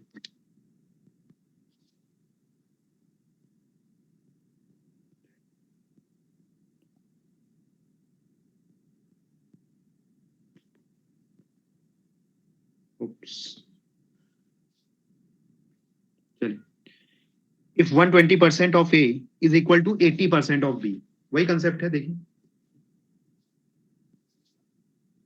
क्वेश्चन में बोल रहे हैं ये कि 120% ऑफ ए का 120% किसके बराबर है? बी के 80% के बराबर है। तो क्या ये वही केस नहीं बन रहा जो मैंने बताया था, किसी क्वांटिटी का x% किसी क्वांटिटी के y% के बराबर है, तो उनका रेशियो क्या होता है? उनके परसेंटेज का इनवर्स होता है। उस रिजल्ट को डायरेक्टली यूज कर सकते हो, यहां से सॉल्व भी करोगे तो वैसा ही बनेगा रिजल्ट। तो वो फाइनली जो रिजल्ट बनता है उसको अगर आपको याद है ऑलरेडी तो आप डायरेक्टली लगा सकते हो उसको। मुझे पता है कि भाई a अपॉन बी जो होगा वो किसके बराबर होगा? वो उनके परसेंटेज का उल्टा होगा, है ना। उनका ए का परसेंटेज कितना दिया इन्होंने? ए का परसेंटेज दिया है भाई 120, तो 120 आएगा नीचे। और बी का परसेंटेज क्या दिया हुआ है? 80%, तो वो आएगा ऊपर। इतना उल्टा होता है, परसेंट से परसेंट कैंसिल हो गया थोड़ा बहुत। इसको 80/100 है, बहुत ही सिंपल है ये। 2 बाय कितना हो जाएगा? 3, है ना। तो ए अपॉन बी कितना आ गया बेटा? 2/3 आ गया। ए बाय बी कितना आ गया? 2/3। हमें कैलकुलेट क्या करना है? बी प्लस ए अपॉन बी माइनस ए की वैल्यू कैलकुलेट करनी है। तो भाई आपको दिख रहा है कि A2 हो गया, B3 हो गया, तो A प्लस बी अपने को क्या कैलकुलेट करना है? B प्लस ए, B माइनस ए। तो B प्लस ए कितना हो गया? 2+3, और B माइनस ए कितना हो गया? 3 - 2, तो ये आ गया 5। 5 इसका आंसर है। अब क्लियर हो रहा है जो मैंने कंसेप्ट अभी बताया, नोट करके जो बताया मैंने, इसको कैसे आप क्वेश्चनों में यूज कर सकते हो डायरेक्ट। इससे 2-3 स्टेप आप अवॉइड कर सकते हो एक्चुअल एग्जाम। ठीक है, अगर आपको ये याद रहेगा तो।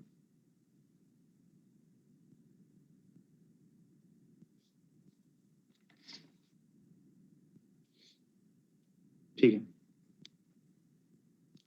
हाँ ये क्वेश्चन तो देख लिया हमने।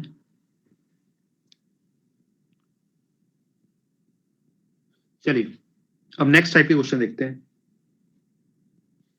If length of a rectangle is increased by 37 1/2% and its breadth is decreased by 20%, find the percentage change in its area।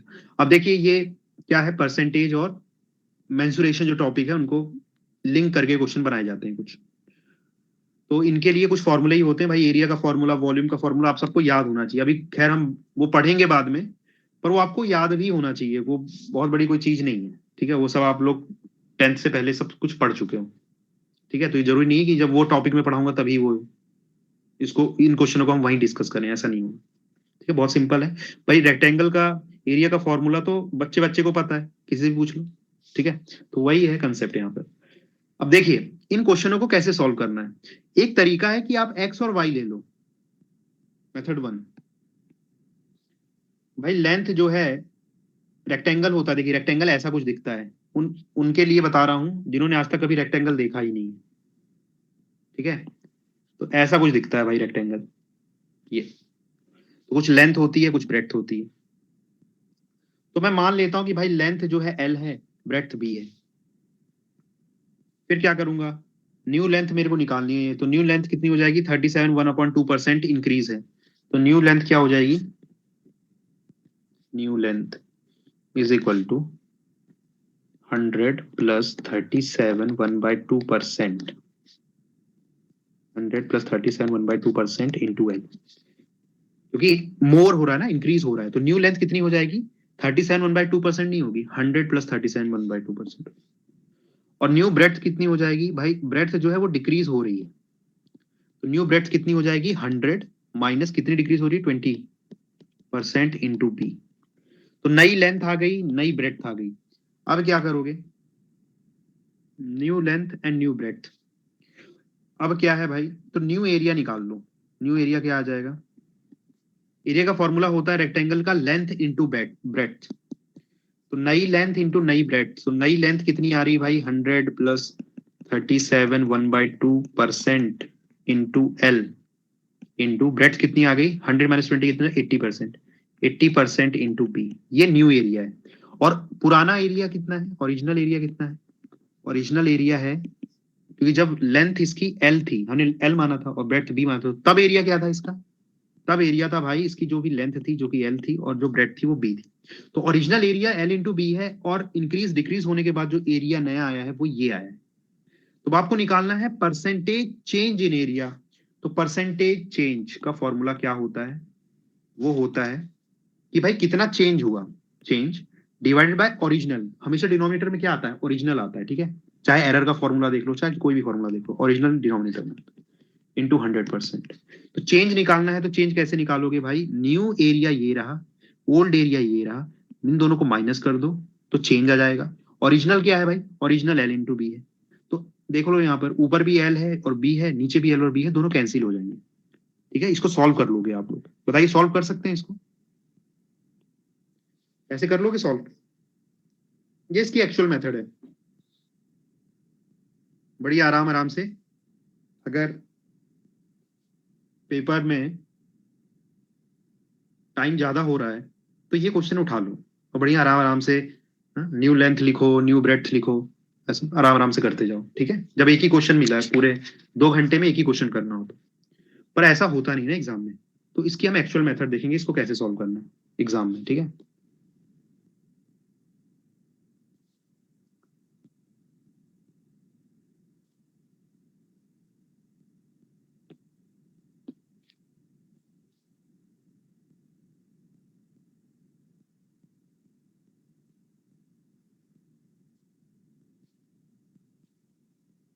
देखिए, बोल रहा है कि लेंथ इंक्रीज हुई है 37 1/2% से। 37 1/2% का फ्रैक्शन आप लोग को सबको याद होना चाहिए, ठीक है। वो होता है 3/8। क्लियर है? तो अगर भाई ये लेंथ है, मान लो ये ब्रेथ, और ये मान लो कि एरिया है। एरिया का कॉलम क्या है? Length into breadth. फॉर्मूला यही होता है एरिया का, लेंथ इंटू ब्रेथ, ठीक है। तो ये मान लो कि ओरिजिनल है और ये न्यू है, न्यू। एक, अब देखो, ये मैं यहाँ तुम लोग को समझाने के लिए इतना कुछ बना रहा हूँ, ये सब कर रहा हूँ। एग्जाम में नहीं होता इतना टाइम कि ये ब्रैकेट कॉलम बनाओगे, लेंथ लिखोगे, ब्रेथ लिखोगे। वहां कुछ नहीं लिखना होता है, सीधे जो मैं कंसेप्ट बता रहा हूँ ना, डायरेक्ट वैल्यूज लिखनी होती है, ठीक है। मिनिमम पेन चलाना होता है एग्जाम में, मोस्ट ऑफ द कैलकुलेशन दिमाग में करनी पड़ती है अगर रैंक लानी है तो। यही है भाई, है ना। टाइम नहीं होता इतना। बस ये तुम लोग को समझाने के लिए इतना सब चीजें मैं ऑर्गेनाइज तरीके से बता रहा हूँ, इतना कुछ करना नहीं होता, ठीक है। देखिए, 37 1/2% इज 3/8, ये आपको पता है, ठीक है। तो ये 8 क्या रिप्रेजेंट कर रहा है भाई? 8 रिप्रेजेंट कर रहा है क्या? ओरिजिनल लेंथ को रिप्रेजेंट कर रहा है, क्योंकि क्वेश्चन में देखो ये लिखा है ना, if length of rectangle is increased by 37 1/2%। मतलब जो न्यू लेंथ है ना, वो 37 1/2% से इंक्रीज हो गई है। न्यू लेंथ, मैं स्टेटमेंट बोल रहा हूँ, new length is 37 1/2% more than that of old length. तो ओल्ड लेंथ क्या होगी भाई? डिनोमिनेटर को रिप्रेजेंट करेगी, क्योंकि जो परसेंट है किसके रिस्पेक्ट में बताया है? ओरिजिनल लेंथ के रिस्पेक्ट में बताया है ना। तो डिनोमिनेटर को कौन रिप्रेजेंट करेगा? 8 रिप्रेजेंट करेगा। मतलब ओरिजिनल लेंथ की वैल्यू हम 8 मान सकता हूँ, 8 यूनिट्स। और न्यू लेंथ क्या है? न्यू लेंथ है 37 1/2% ज्यादा है, तो जब भी ज्यादा का केस आएगा तो भाई प्लस होगा। 8 + 3 = 11। 11 किसको रिप्रेजेंट करेगा भाई? न्यू लेंथ को रिप्रेजेंट करेगा। तो यहां लिख दो 11। ये क्लियर हुआ? यही मैं करते आ रहा हूं, अभी कितने सारे क्वेश्चन ऐसे ही करवा दिए मैंने। ये चीज आपको क्लियर हो रही है कि कैसे मैं वैल्यूज वैल्यूज लेकर के सॉल्व कर रहा हूँ क्वेश्चन को, विदाउट ये वाली कैलकुलेशन अवॉइड करने के लिए। ये जो यहाँ कचड़ा जो हो रहा है इतना सारा, इसको अवॉइड करने के लिए कर रहा हूँ ये सब, ठीक है।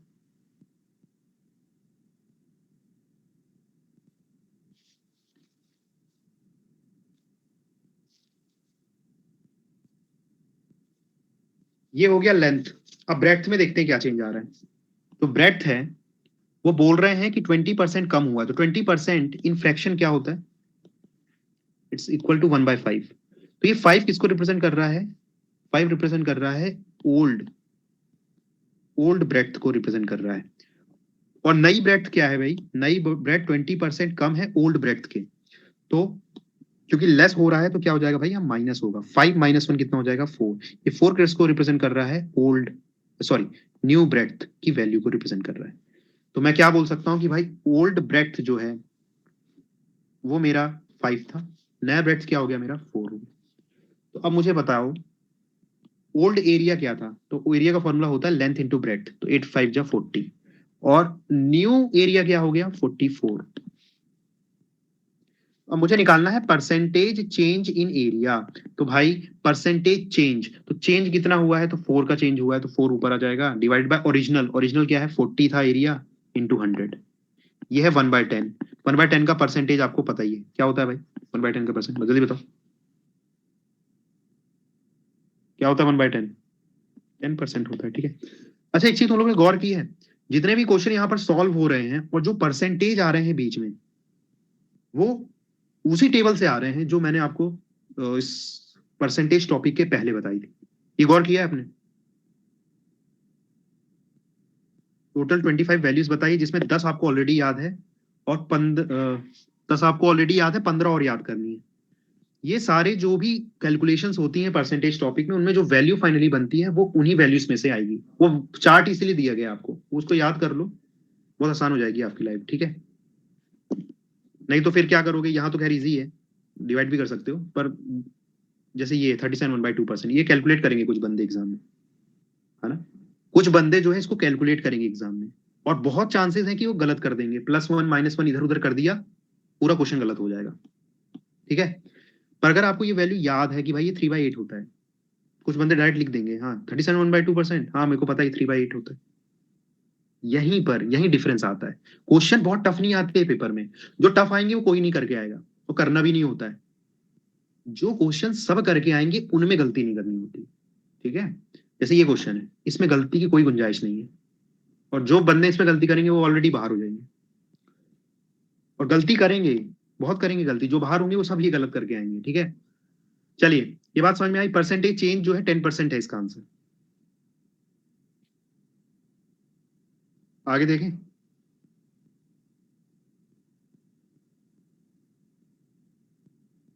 ठीक है।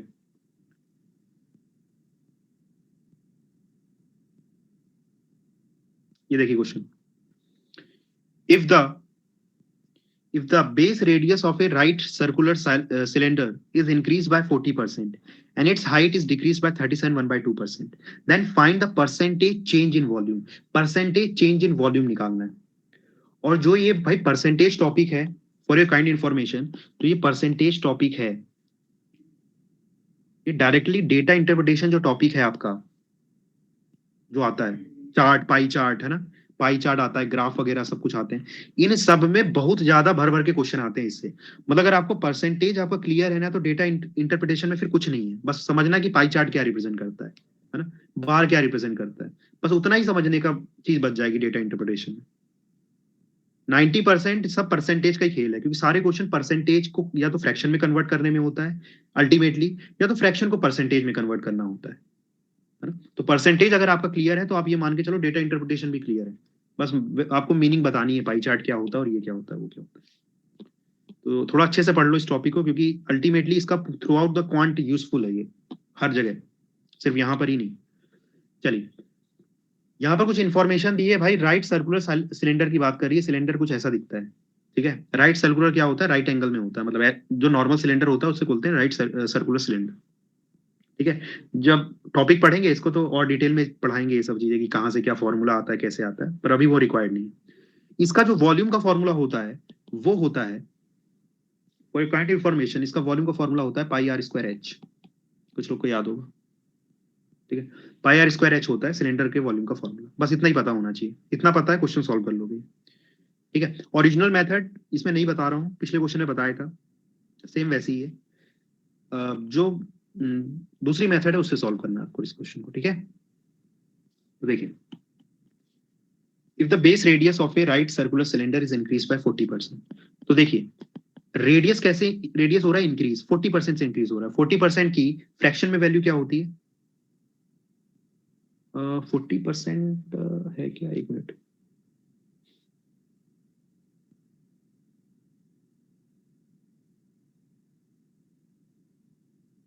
फ्रैक्शन में वैल्यू होती है 2/5, कैसे आया कोई बता सकता है? 40% 2/5 कैसे आया? एक तो कैलकुलेट करना होता है, एक डायरेक्टली कैसे लिख सकते हैं? तुम लोग को बता रखा है 5% की वैल्यू, 5% की वैल्यू क्या होती है? या 4% की वैल्यू, 4% की वैल्यू क्या होती है बताइए? हाँ, 2 × 20%, 2 × 20%, हाँ ऐसे भी कर सकते हो, 2 × 20% भी कर सकते हो, राइट। 2 × 20% भी कर सकते हो, बिल्कुल। बहुत तरीके हैं इसको निकलेंगे, मतलब मैं ये बोल रहा हूँ कि जब ऐसी कोई वैल्यू आए ना, इसको कैलकुलेट करने की कोई भी आवश्यकता नहीं है। बेसिक परसेंटेज, 4% की वैल्यू आपको पता है, 4 × 10 भी कर सकते हो उसको। तो ये चीज है ना, कैलकुलेशन अवॉइड करनी है आपको एग्जाम में, ठीक है। 40% होता है 2/5, ओके। तो ये क्या बता रहा है कि इसमें क्वेश्चन में ये बोला कि भाई जो इसका रेडियस है ना, वो 40% से इंक्रीज हुआ, मतलब ये जो है ओल्ड रेडियस है, ये ओल्ड रेडियस है, और न्यू रेडियस क्या हो जाएगा? 5 + 2 7, 7 मेरा न्यू रेडियस हो जाएगा। तो अगर मैं इन्फॉर्मेशन लिखूं, यहाँ रेडियस लिखूं, यहाँ पर हाइट है, क्योंकि फॉर्मूले में रेडियस और हाइट की आवश्यकता है, ठीक है, रेडियस हाइट। तो ये ओरिजिनल है और ये न्यू है। तो ओरिजिनल है 5 रेडियस और नया बढ़ के कितना हो गया? 7। और वैसे इन्होंने क्या दे रखा है कि हाइट जो है वो डिक्रीज होती है 37 1/2% से। तो 37 1/2% की फ्रैक्शन में वैल्यू क्या होती है आपको पता है, दैट इज 3/8। तो ये 8 जो होता है ये ओल्ड हाइट को रिप्रेजेंट कर रहा है, और न्यू हाइट कितना हो जाएगी? बढ़ रहा है घट रहा है? घट रहा है। घट रहा है तो यहाँ प्लस नहीं होगा, माइनस होगा। 8 - 3 कितना हो जाएगा? 5। तो नई हाइट क्या हो जाएगी? 5। तो नई हाइट हो जाएगी 5 और ओल्ड हाइट हो जाएगी 8। यहाँ तक क्लियर है? ठीक है। अब वॉल्यूम, वॉल्यूम कैलकुलेट कर लो, ओल्ड और न्यू। ओल्ड वॉल्यूम क्या होता है? देखो वॉल्यूम का फॉर्मूला होता है πr²h। तो r² इंटू h, 5² इज 25, 25 8 कितना हो जाएगा? 25 × 8 दैट इज 200, 200 पाई, ठीक है। और 7 का स्क्वायर कर लो, 7² इज 49 एंड 49 × 5 इज 245, तो 245 पाई। तो आपको निकालना है भाई परसेंटेज चेंज इन वॉल्यूम, ठीक है, परसेंटेज चेंज इन वॉल्यूम कितना होगा? तो ये हो जाएगा भाई चेंज, चेंज कितना हुआ यहाँ पर? 45 पाई का चेंज है, ठीक है, 45 पाई। 45 पाई ऊपर आ जाएगा, डिवाइडेड बाय ओरिजिनल कितना था भाई? 200 पाई इंटू 100, परसेंटेज पाई से पाई कट जाएगा। और ये वैल्यू में भी, अच्छा ये तो खैर इजी है, देखो 0 से 0 कट गया, 45/2 डायरेक्टली निकाल सकते हो कि भाई 22.5% होगा, ये तो दिख रहा था। और इसका निकालने का एक और तरीका है कि 45/200 को थोड़ा सिंप्लीफाई कर लो। 45/200 को अगर मैं सिंप्लीफाई करता हूँ तो ये आ जाएगा 9 अपॉन कितना आएगा? 9/9 5 × 45 और 40, 9/40 आ जाएगा। और 1/40 की वैल्यू तुमको पता है कितनी होती है? 1/40 की 2.5%, पता ही है तुम लोग को। तो 1/40 2.5% होता है, तो 9/40 कितना होगा? 2.5 × 9। तो मैं वही बता रहा हूँ, कैलकुलेशन यहाँ तो खैर इजी थी, डायरेक्ट भी कर सकते हो। समझ में आ रही चीजें? बताओ। इसका आंसर है 22.5%।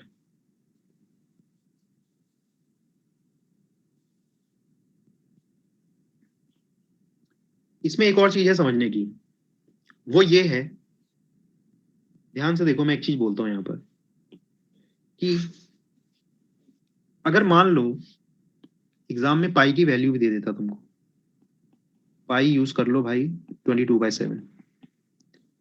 अगर एग्जाम में ये दे देता ना गलती से, दिया तो नहीं था खैर इसने, अगर गलती से ये दे देता एग्जाम में कि पाई को आप 22/7 यूज कर लो, तो कुछ बच्चे इतने होशियार हैं कि वो इसको कैलकुलेट करते हैं 2200 इंटू पाई। पहली बात तो ये है कि वो इस मेथड से नहीं करते, तो पहले वो ऑलरेडी टाइम वेस्ट कर चुके होते एक्स वगैरह लेकर के बहुत सारा, है ना।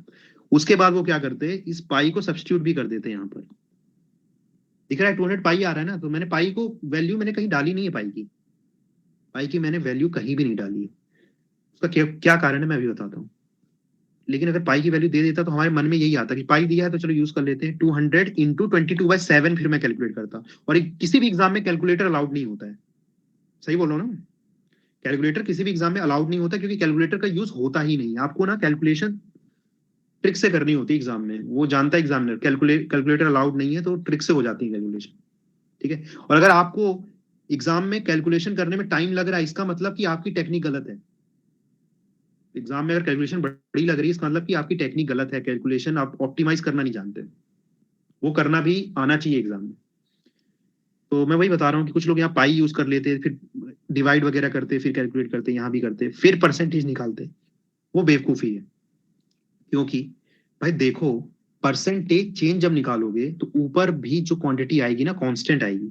जो भी कांस्टेंट है, यहाँ कांस्टेंट क्या है? पाई।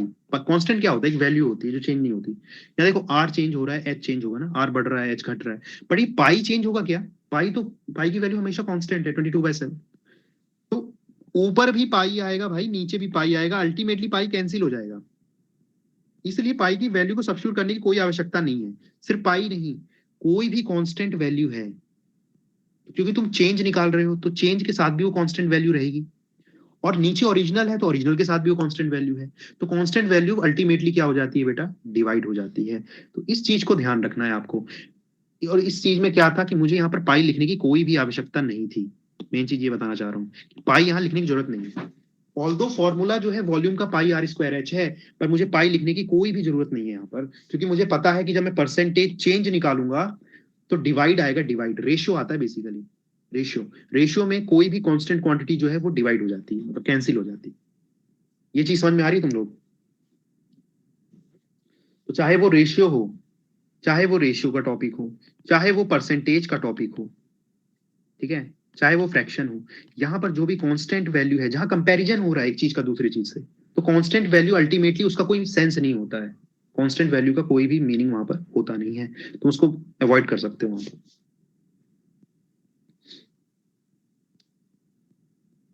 बताइए।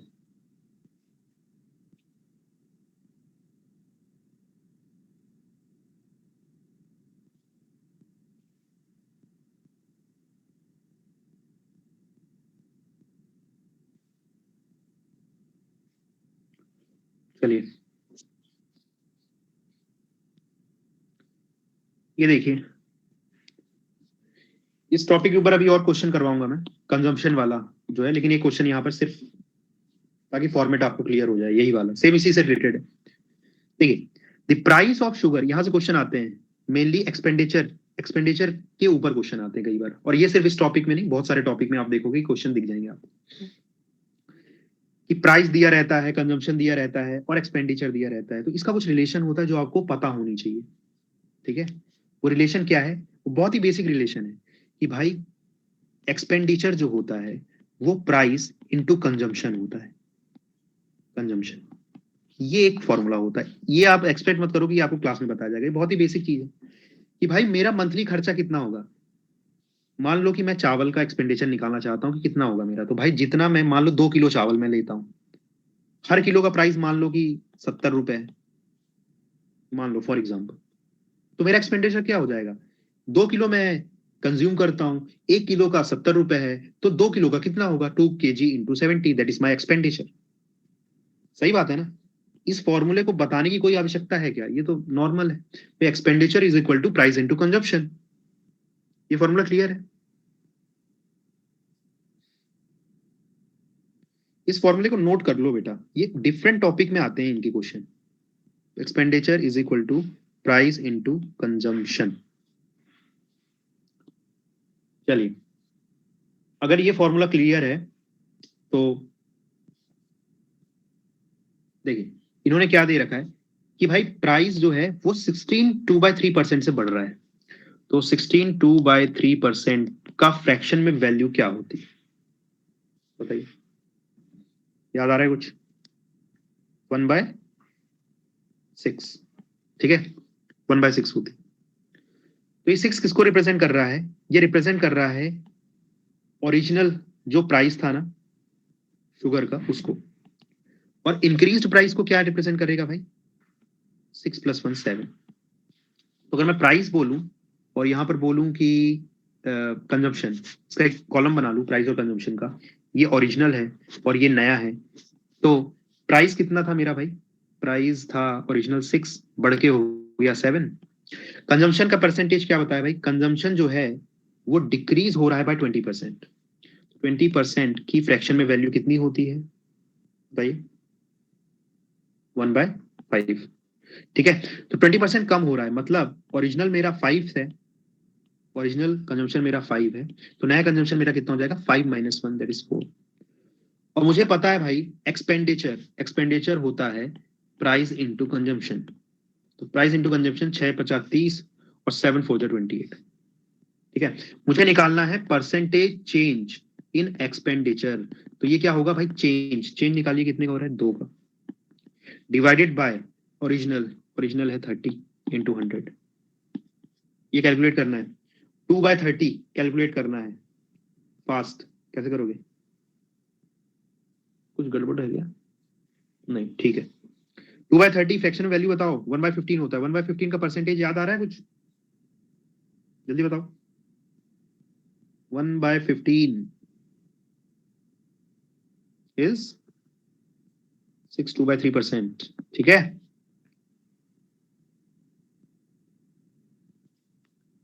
याद है?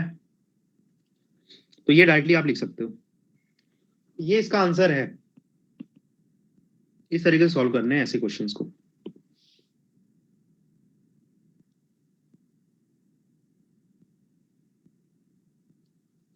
समझ में आ रही बात?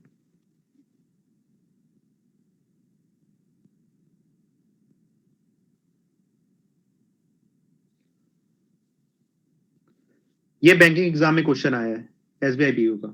ये देखिए क्वेश्चन, पढ़िए इसको एक बार। और यूपीएससी, ये एक टॉपिक है बेसिकली। आगे और क्वेश्चन देखेंगे इसके ऊपर। ठीक है, बस एक क्वेश्चन देख लीजिए अभी, नेक्स्ट क्लास में और इनके और बहुत सारे क्वेश्चन करवाएंगे। आ रहे हैं एग्जाम में, यूपीएससी में भी आए हुए हैं कई ऐसे क्वेश्चन। ठीक है, पॉपुलेशन के ऊपर बेसिकली क्वेश्चन आते हैं। ठीक है, चलिए एक बार देखो इसको। In a factory 60% of the workers are above 30 years and of the 75% are male. मतलब कि कुछ लंबी चौड़ी इंफॉर्मेशन दी रहती है, उसमें से आप लोग को ना मेन मेन इंफॉर्मेशन आइडेंटिफाई करना होता है, सॉल्व करना होता है। And of these 75% are males and the rest are females. If there are 1350 male workers above 30 years, the total number of workers in the factory are। एक original जो तरीका है इसको सॉल्व करने का, क्वेश्चन देख लो एक बार, अच्छे से पढ़ लो, कुछ बहुत ज्यादा डिफिकल्ट नहीं लिखा हुआ है। बस थोड़ा डेटा रहता है ना, बहुत ही अनऑर्गेनाइज तरीके से देते हैं, कुछ इधर दे देते हैं, कुछ उधर दे देते हैं, तो उसमें से पहले उस डेटा को ऑर्गेनाइज करना आना चाहिए।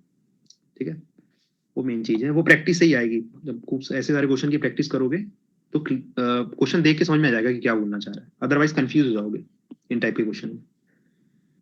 चलिए क्वेश्चन को मैं हिंदी में बताता हूँ। एक फैक्ट्री है भाई, 60% वर्कर जो है 30 साल से बड़े हैं और 75% उसमें से मेल है। मतलब जो 30 साल से बड़े हैं ना, उसमें से 75% मेल है और बचे हुए ऑब्वियस सी बात है फीमेल होंगे। If there are 1350 male workers above 30 years, बोल रहे हैं कि जो 30 साल से बड़े लोग हैं वो 30 साल से बड़े जो मेल हैं वो 1350 हैं। तो आपको बताना है कि भाई total number of workers in factory क्या है। तो इसका एक ओरिजिनल तरीका जो है वो ये है कि टोटल नंबर ऑफ वर्कर्स को मैं एक्स मान लेता हूं, टोटल नंबर ऑफ वर्कर्स को मैं एक्स मान लेता हूं। तो क्वेश्चन में क्या बोला है? In factory 60% of the workers are above 30। तो अबव 30 से बड़े उम्र के कितने वर्कर हो जाएंगे? 60% है ना, तो 60/100 इंटू एक्स। अब उसमें बोल रहा है कि जितने 30 से बड़े हैं ना उसमें से 75% मेल है। तो भाई ऐसे वर्कर जो मेल है एंड 30 साल से बड़े हैं वो कितने हो गए भाई? इस वैल्यू का ना 75% निकालो, 75% ऑफ दिस वैल्यू। क्योंकि देखिए इतने लोग जो है वो 30 से बड़े हैं, 30 साल से बड़े हैं, इनमें से ही 75% मेल है, तो इसी वैल्यू का 75% निकाल दिया। ठीक है, आगे बढ़ते हैं। द रेस्ट आर फीमेल, बची हुई फीमेल्स है इसमें। If there are 1350 male worker, ये बता रखा है कि भाई ये जो है ना, ये जो वैल्यू है ये किसके बराबर है? ये दे रखा है 1350 के बराबर है। तो यहाँ से बड़ी इजिली आप एक्स निकाल सकते हो। दिख रहा है ना, ये इक्वेशन बन जाएगी, यहाँ से एक्स आ जाएगा। आपको यही निकालना था भाई, find total number of workers in the factory. तो यहाँ से एक्स आ जाएगा। ये मेथड क्लियर है क्या? बताइए। मैं ओरिजिनल मेथड भी जो क्वेश्चन करवा रहा हूँ डिफरेंट टाइप के, उसमें ओरिजिनल मेथड भी बता रहा हूँ, ठीक है, ताकि ये ना हो कि भाई पता नहीं कि एक्चुअल में कैसे सॉल्व होता है क्वेश्चन, ठीक है। तो ये सब करना था इसमें, वैसे बहुत बड़ा नहीं है, ये भी इजिली कर सकते हो तुम। पर इसकी है मेथड नंबर 2, जो कि और ज्यादा इजी है। देखो यहीं पे बगल में करता हूँ, ये मेथड 1 हो गई, ये हो गई मेथड 2। थोड़ा स्मार्ट तरीके से करते हैं इसको, देखो ध्यान से। In a factory, 60% of the workers are above 30 and 75% are if there are 1350 में, वही है, यूनिट वाली मेथड से करते हैं इसको। देखो 60% है तो मैं मान लेता हूं, देखो कि टोटल, सॉरी, या टोटल वर्कर, देखिए टोटल वर्कर जितने हैं उसका 60% क्या है, 30 ईयर से ज्यादा है। समझ में आ रहा है? 30 ईयर से ज्यादा जो है वो कितने वर्कर हैं, 60% है ना। तो अगर मैं इसको टोटल वर्कर को 100 मान लूं, तो 30 ईयर से ज्यादा कितने हो जाएंगे भाई, 60 हो जाएंगे। 100 का 60% तो है ना, 60 ही होगा। अब इसके बाद बोला है कि जो 30 साल से बड़े हैं, कितने लोग हैं, 60 लोग हैं, इनका 75% मेल्स है। मतलब इनका 75% निकाल लेता हूं मैं, इनका 75% निकाल लो, ये मेल्स है, ठीक है, 75% है। तो इसका 75% निकालोगे, 75% का फ्रैक्शन में वैल्यू निकालना बहुत ही ईजी है। देखो कहां पर बताऊं, यहाँ 75%। तो आपको पता है भाई कि 75% को मैं क्या लिख सकता हूँ, 3 into 25% लिख सकता हूँ। 25% इज नथिंग बट 1/4%, है ना। तो ये 3/4 होता है, ठीक है, ये यहाँ बता रहा हूँ मैं, ठीक है, 3/4 आता है 75%। चलिए, तो 75% इज 3/4, मतलब 60 का 3/4 कर दो, तो कितना हो जाएगा ये, 15 दिया 45। समझ में आ रहा है? ये 45 लोग कौन है, ये 45 लोग वो हैं जो मेल हैं और 30 साल से बड़े। क्वेश्चन में क्या बोला, क्वेश्चन में बोला है the total if there are 1350 male workers above 30, पर क्वेश्चन में तो ये बोला है कि ये जो वर्कर है ना, अपने 45 आ रहा है, पर क्वेश्चन में बोला है कि ये 45 किसके बराबर है, ये बराबर है 1350 के। तो एक यूनिट कितने के बराबर है, डिवाइड कर दो 1350 को 45 से, कितना आ रहा है,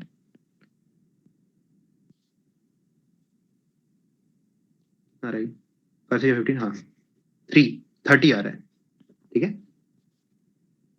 एक एक यूनिट की वैल्यू 30 आ रही है। तो क्वेश्चन में बोला है कि टोटल नंबर ऑफ वर्कर्स कितने, टोटल कितने मैंने माने, 100 माने, तो मेरा आंसर क्या हो जाएगा, 100 यूनिट है, तो 100 into 30 हो जाएगा, मतलब 3000। ये 3000 ये ऑप्शन। समझ में आ रहा है, यूनिट वाली मेथड।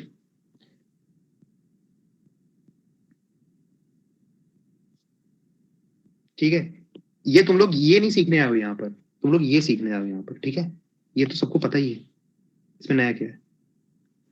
चलिए, अभी ये चीजें ना, अच्छा इसमें एक चीज बहुत इंपॉर्टेंट है, इसमें डेटा ऑर्गेनाइज करना बहुत अच्छे से आपको आना चाहिए, क्योंकि अभी तो बहुत इजी है कि भाई मेल का पूछ लिया। समझ में आ रही बात, आपको डेटा ऑर्गेनाइज करना, उसके लिए सबसे बेस्ट मेथड, अगर अपन 100 की जगह कुछ और मान लेते, अगर देखो आप 100 की जगह कुछ और मान लेते तब भी आप आंसर निकाल सकते थे, 1 यूनिट की वैल्यू अल्टीमेटली आपको निकालनी है, ठीक है, आप कुछ भी मान सकते हो। पर मैंने 100 ही क्यों माना, क्योंकि 100 का 60% निकालना is easy, that is 60 only. 200 मान लो, आप 600 मान लो, 700 मान लो, 125 मान लो। अगर आपको अपनी क्वेश्चन को और डिफिकल्ट बनाना है, सॉल्व करना है ना, क्वेश्चन सॉल्व करना है, इसलिए आसान वैल्यू लिया मैंने, तो लेने को तो कुछ भी ले सकते, ठीक है। चलिए, एक चीज जो इंपॉर्टेंट मैं यहाँ पर ये बताना चाहता हूँ आपको, कि आप ना इन टाइप के क्वेश्चनों में फ्लो चार्ट बना लिया करो, जैसे मैंने यहाँ बनाया है। इससे क्या होता है, इंफॉर्मेशन को में मतलब अगर ऐसे लिखते जाओगे ना सिर्फ, तो कंफ्यूज हो जाओगे कौन सी चीज कहाँ है। जो भी चीजें हैं ना, उनको ऐसे फ्लो चार्ट के ऊपर, अभी तो बहुत सारे क्वेश्चन करवाऊंगा मैं, तो ये ऐसे बना लोगे ना, तो इससे फायदा होगा आपको। मान लो अभी तो ये मेल की बात किया, अगर फीमेल निकालने की बात कर देता तो एक एरो यहाँ बना देते आप फीमेल का, ठीक है, मेल यहाँ पे, फीमेल यहाँ पे, इससे ना क्लियर हो जाता है कि कौन सी चीज क्या है। नहीं तो वापस से अगर आप ये बस लिखते जाओगे ना, तो वापस से क्वेश्चन पढ़ते रहोगे बार बार। पर ये बना लिया तो क्वेश्चन पढ़ने की आवश्यकता नहीं रहेगी, ठीक है। तो ये सब छोटी छोटी चीजें कोई नहीं बताता है, पर जब एग्जाम में वही बता सकता है जो एग्जाम खुद देता है। तो मैं तो देता हूँ, तो मेरे को पता है कि इसका क्या महत्व है। अपन ने इससे भी किए हैं, पर इससे क्या होता है, बीच में कुछ स्टेप देखना है, फिर से क्वेश्चन पढ़ो। पर ये कर दिया तो क्वेश्चन पढ़ने की कोई भी आवश्यकता नहीं, ठीक।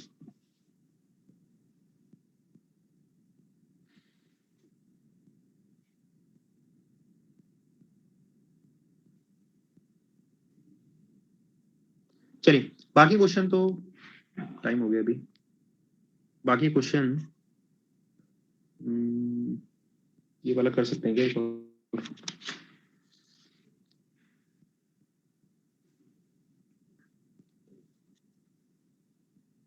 ये कर सकते हैं, ये बहुत सिंपल क्वेश्चन है, इसको देख लेते हैं एक बार। परसेंटेज एरर इन कैलकुलेशन, हाँ ये दोनों क्वेश्चन उसी के ऊपर हैं, 15% दोनों क्वेश्चन कर लेते हैं एक बार जल्दी से, बाकी क्वेश्चन फिर नेक्स्ट क्लास में देखते हैं। देखो एक आदमी है, उसने मल्टीप्लाई कर दिया 7/4 को इंस्टेड ऑफ 3/5। ऐसे क्वेश्चन आते हैं कि भाई हमको करना ये था, हमने ये कर दिया, तो एरर परसेंटेज निकालो। एरर परसेंटेज का फॉर्मूला आपको पता है, एरर अपॉन ओरिजिनल, वही करना है। देखिए पर इसमें एक टेक्निक है जो आपको बतानी है, इसकी ओरिजिनल मेथड बताता हूँ। सॉल्यूशन है, ओरिजिनल मेथड है कि भाई एक्स ले लो। क्या हो रहा है कि भाई एक आदमी है, उसको किसी नंबर को ना 7/4 से मल्टीप्लाई करना था, उसने 3/5 से कर दिया, तो आप परसेंटेज चेंज निकालो या परसेंटेज एरर निकालो, दोनों सेम चीज है। तो मैं मान लो कि वो नंबर एक्स है, तो भाई ने क्या कैलकुलेट किया है, मैन मल्टीप्लाइड नंबर बाय 7/4, उन्होंने उसने कैलकुलेट कर लिया 7/4x। कैलकुलेट उसे करना क्या था, 3x बाय, यार ये क्या हो रहा है, एक मिनट, उसे कैलकुलेट करना था 3x/5। समझ में आ रहा है, ये उसे कैलकुलेट करना था और उसने कैलकुलेट ये किया है। यहाँ तक समझ में आ रहा है?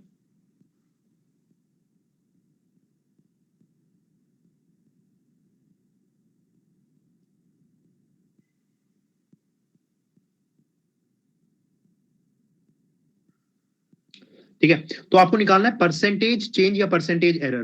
तो भाई चेंज क्या होगा, इन दोनों को माइनस कर दो, तो माइनस कर दोगे तो 7x/5 माइनस 3x/5, अभी देखो 4 है, सॉरी इसमें एलसीएम एलसीएम लेना पड़ेगा, ठीक है, माइनस करोगे, डिवाइडेड बाय ये चेंज हो गया या एरर हो गया, divided by original, original actual था क्या 3/5, 3/5 उसे कैलकुलेट करना था, मतलब 3x/5 कैलकुलेट करना था। जो एक्चुअल रहता है या ओरिजिनल रहता है उसको नीचे लिखते हैं, ठीक है, इनटू 100, ये वैल्यू आपको कैलकुलेट करनी है, ये इसका एक्चुअल मेथड है। ठीक है, ये यहाँ तक समझ में आ रहा है, इस स्टेप में कोई डाउट तो नहीं? परसेंटेज एरर कैलकुलेट करना है तो दोनों का डिफरेंस ले लो और जो ओरिजिनल वैल्यू है उसको नीचे रखो, इनटू 100 कर दो, एक्स एक्स कैंसिल हो जाएगा ऊपर नीचे। ओके, तो ये इसका एक्चुअल मेथड है। अब मेथड 2 से देखते हैं इसको कैसे करते हैं। देखिए a man multiplied a number by 7/4 instead of 3/5। इसका सबसे बढ़िया मेथड ये है कि आप वही यूनिट वाली मेथड, आप कोई ऐसा नंबर चूज कर लो, कोई अपने मन से ले लो। ठीक है, देखो 3/5 कैलकुलेट करना था, 7/4 उसने कैलकुलेट किया है, तो इसका सबसे बढ़िया मेथड ये होता है कि देखिए अल्टीमेटली आपको क्या करना है, इनटू वो नंबर एक्स, मैं एक्स लेता हूँ यहाँ पर, ओरिजिनल मेथड में क्या करता हूँ, एक्स लेता हूँ, मैं एक्स लेकर के ना कोई वैल्यू ऐसी ले लेता हूँ जिससे मेरी कैलकुलेशन ईजी हो जाए। तो मैं देखो उसके लिए सबसे सिंपल मेथड ये है कि वो जो एक्स होगा भाई, ये जो एक्स है ना, वो 4 से 4 डिवाइड कर रहा है, उसको 5 भी कर रहा है, तो एक ऐसा नंबर ले लो भाई जो एलसीएम हो 5 और 4 का। तो 5 और 4 का एलसीएम क्या आता है, 20।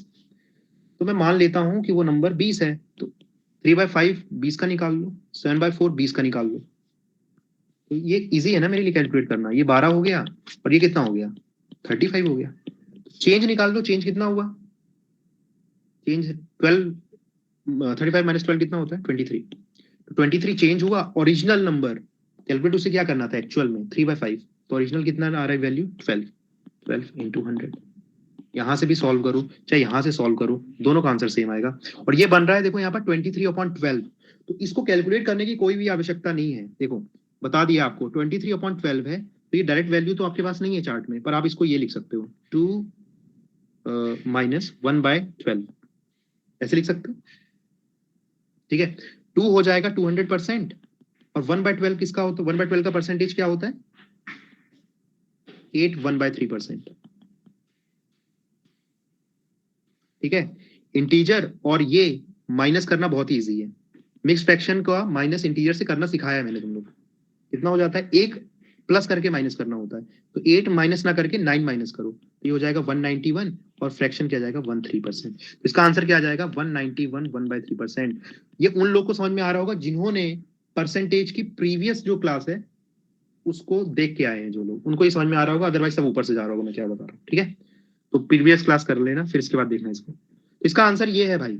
हाँ अब तुम्हारा क्या डाउट है, 22 है सर, क्या 22 क्या है, कुछ डाउट कुछ गलत है क्या यहाँ पर, 22 है ये, ठीक है। अच्छा ये एक मिनट 22 क्यों है, 23 रहेगा ना, 23 है। चलो ये क्लियर हो गया। इसके ऊपर नेक्स्ट क्वेश्चन भी करवाते हैं और आज की क्लास खत्म करते हैं। जस्ट नेक्स्ट क्वेश्चन है ये, इसी के ऊपर next question. Student multiply a number by 3/4 instead of 4/3, find percentage error. Percentage error calculate करना है। भाई को कैलकुलेट करना था 4/3, पर उसने कैलकुलेट कर दिया 3/4। बिल्कुल पागल ही आदमी, उल्टा कर दिया कैलकुलेट। तो मान लेता हूं भाई वो नंबर को मैं यहाँ पर क्या मान सकता हूँ, जो ऐसा नंबर मान लो जो 3 से भी डिवाइड हो, 4 से भी डिवाइड हो। तो क्या है एलसीएम ऑफ 3 और 4, तो हो जाएगा 12। तो इंटू 12 कर लो, तो ये नंबर क्या आ गया भाई 16, और ये नंबर क्या आ गया 9। मतलब उसे निकालना 9 था, उसने निकाल दिया 16। तो चेंज क्या है भाई, एरर क्या है 9 माइनस 16, कितने की एरर है 7 की। ओरिजिनल नंबर क्या निकालना था उसको 9, और सॉरी 9 निकालना नहीं 4/3 निकालना था, मतलब 16 निकालना था ना। तो 16 इंटू 100। अब ये 7/16 का परसेंटेज आपको पता ही है कितना होता है, ठीक है 43, 3/4%। नहीं पता है तो कैलकुलेट कर लेना, ठीक है डिवाइड कर लेना, कैलकुलेट हो जाए। 7/16 कैसे आया, तो अगर बताना चाहूँ तो 1/16 का परसेंटेज आपको पता है, तो 7/16 का निकालना है तो 7 से इंटू कर दो इसको, सिंपल है, ठीक है। तो समझ में आई ये बात, बताइए। कोई भी क्लास जंप करके मत आना आगे, क्योंकि सारी क्लास प्रीवियस से लिंक होती है। आज ये सब जो मैं करना बता रहा हूँ कि 1/16 7/16 को बिना सॉल्व किए कैसे लिख सकते हैं, वो मैं ऑलरेडी प्रीवियस क्लास में बता चुका हूँ। तो जिन्होंने प्रीवियस क्लास नहीं देखी है, पहले वो प्रीवियस क्लास देखे, तब इस क्लास को देखे, तब मजा आएगा, अदरवाइज तो सब ऊपर से जाएगा। चलिए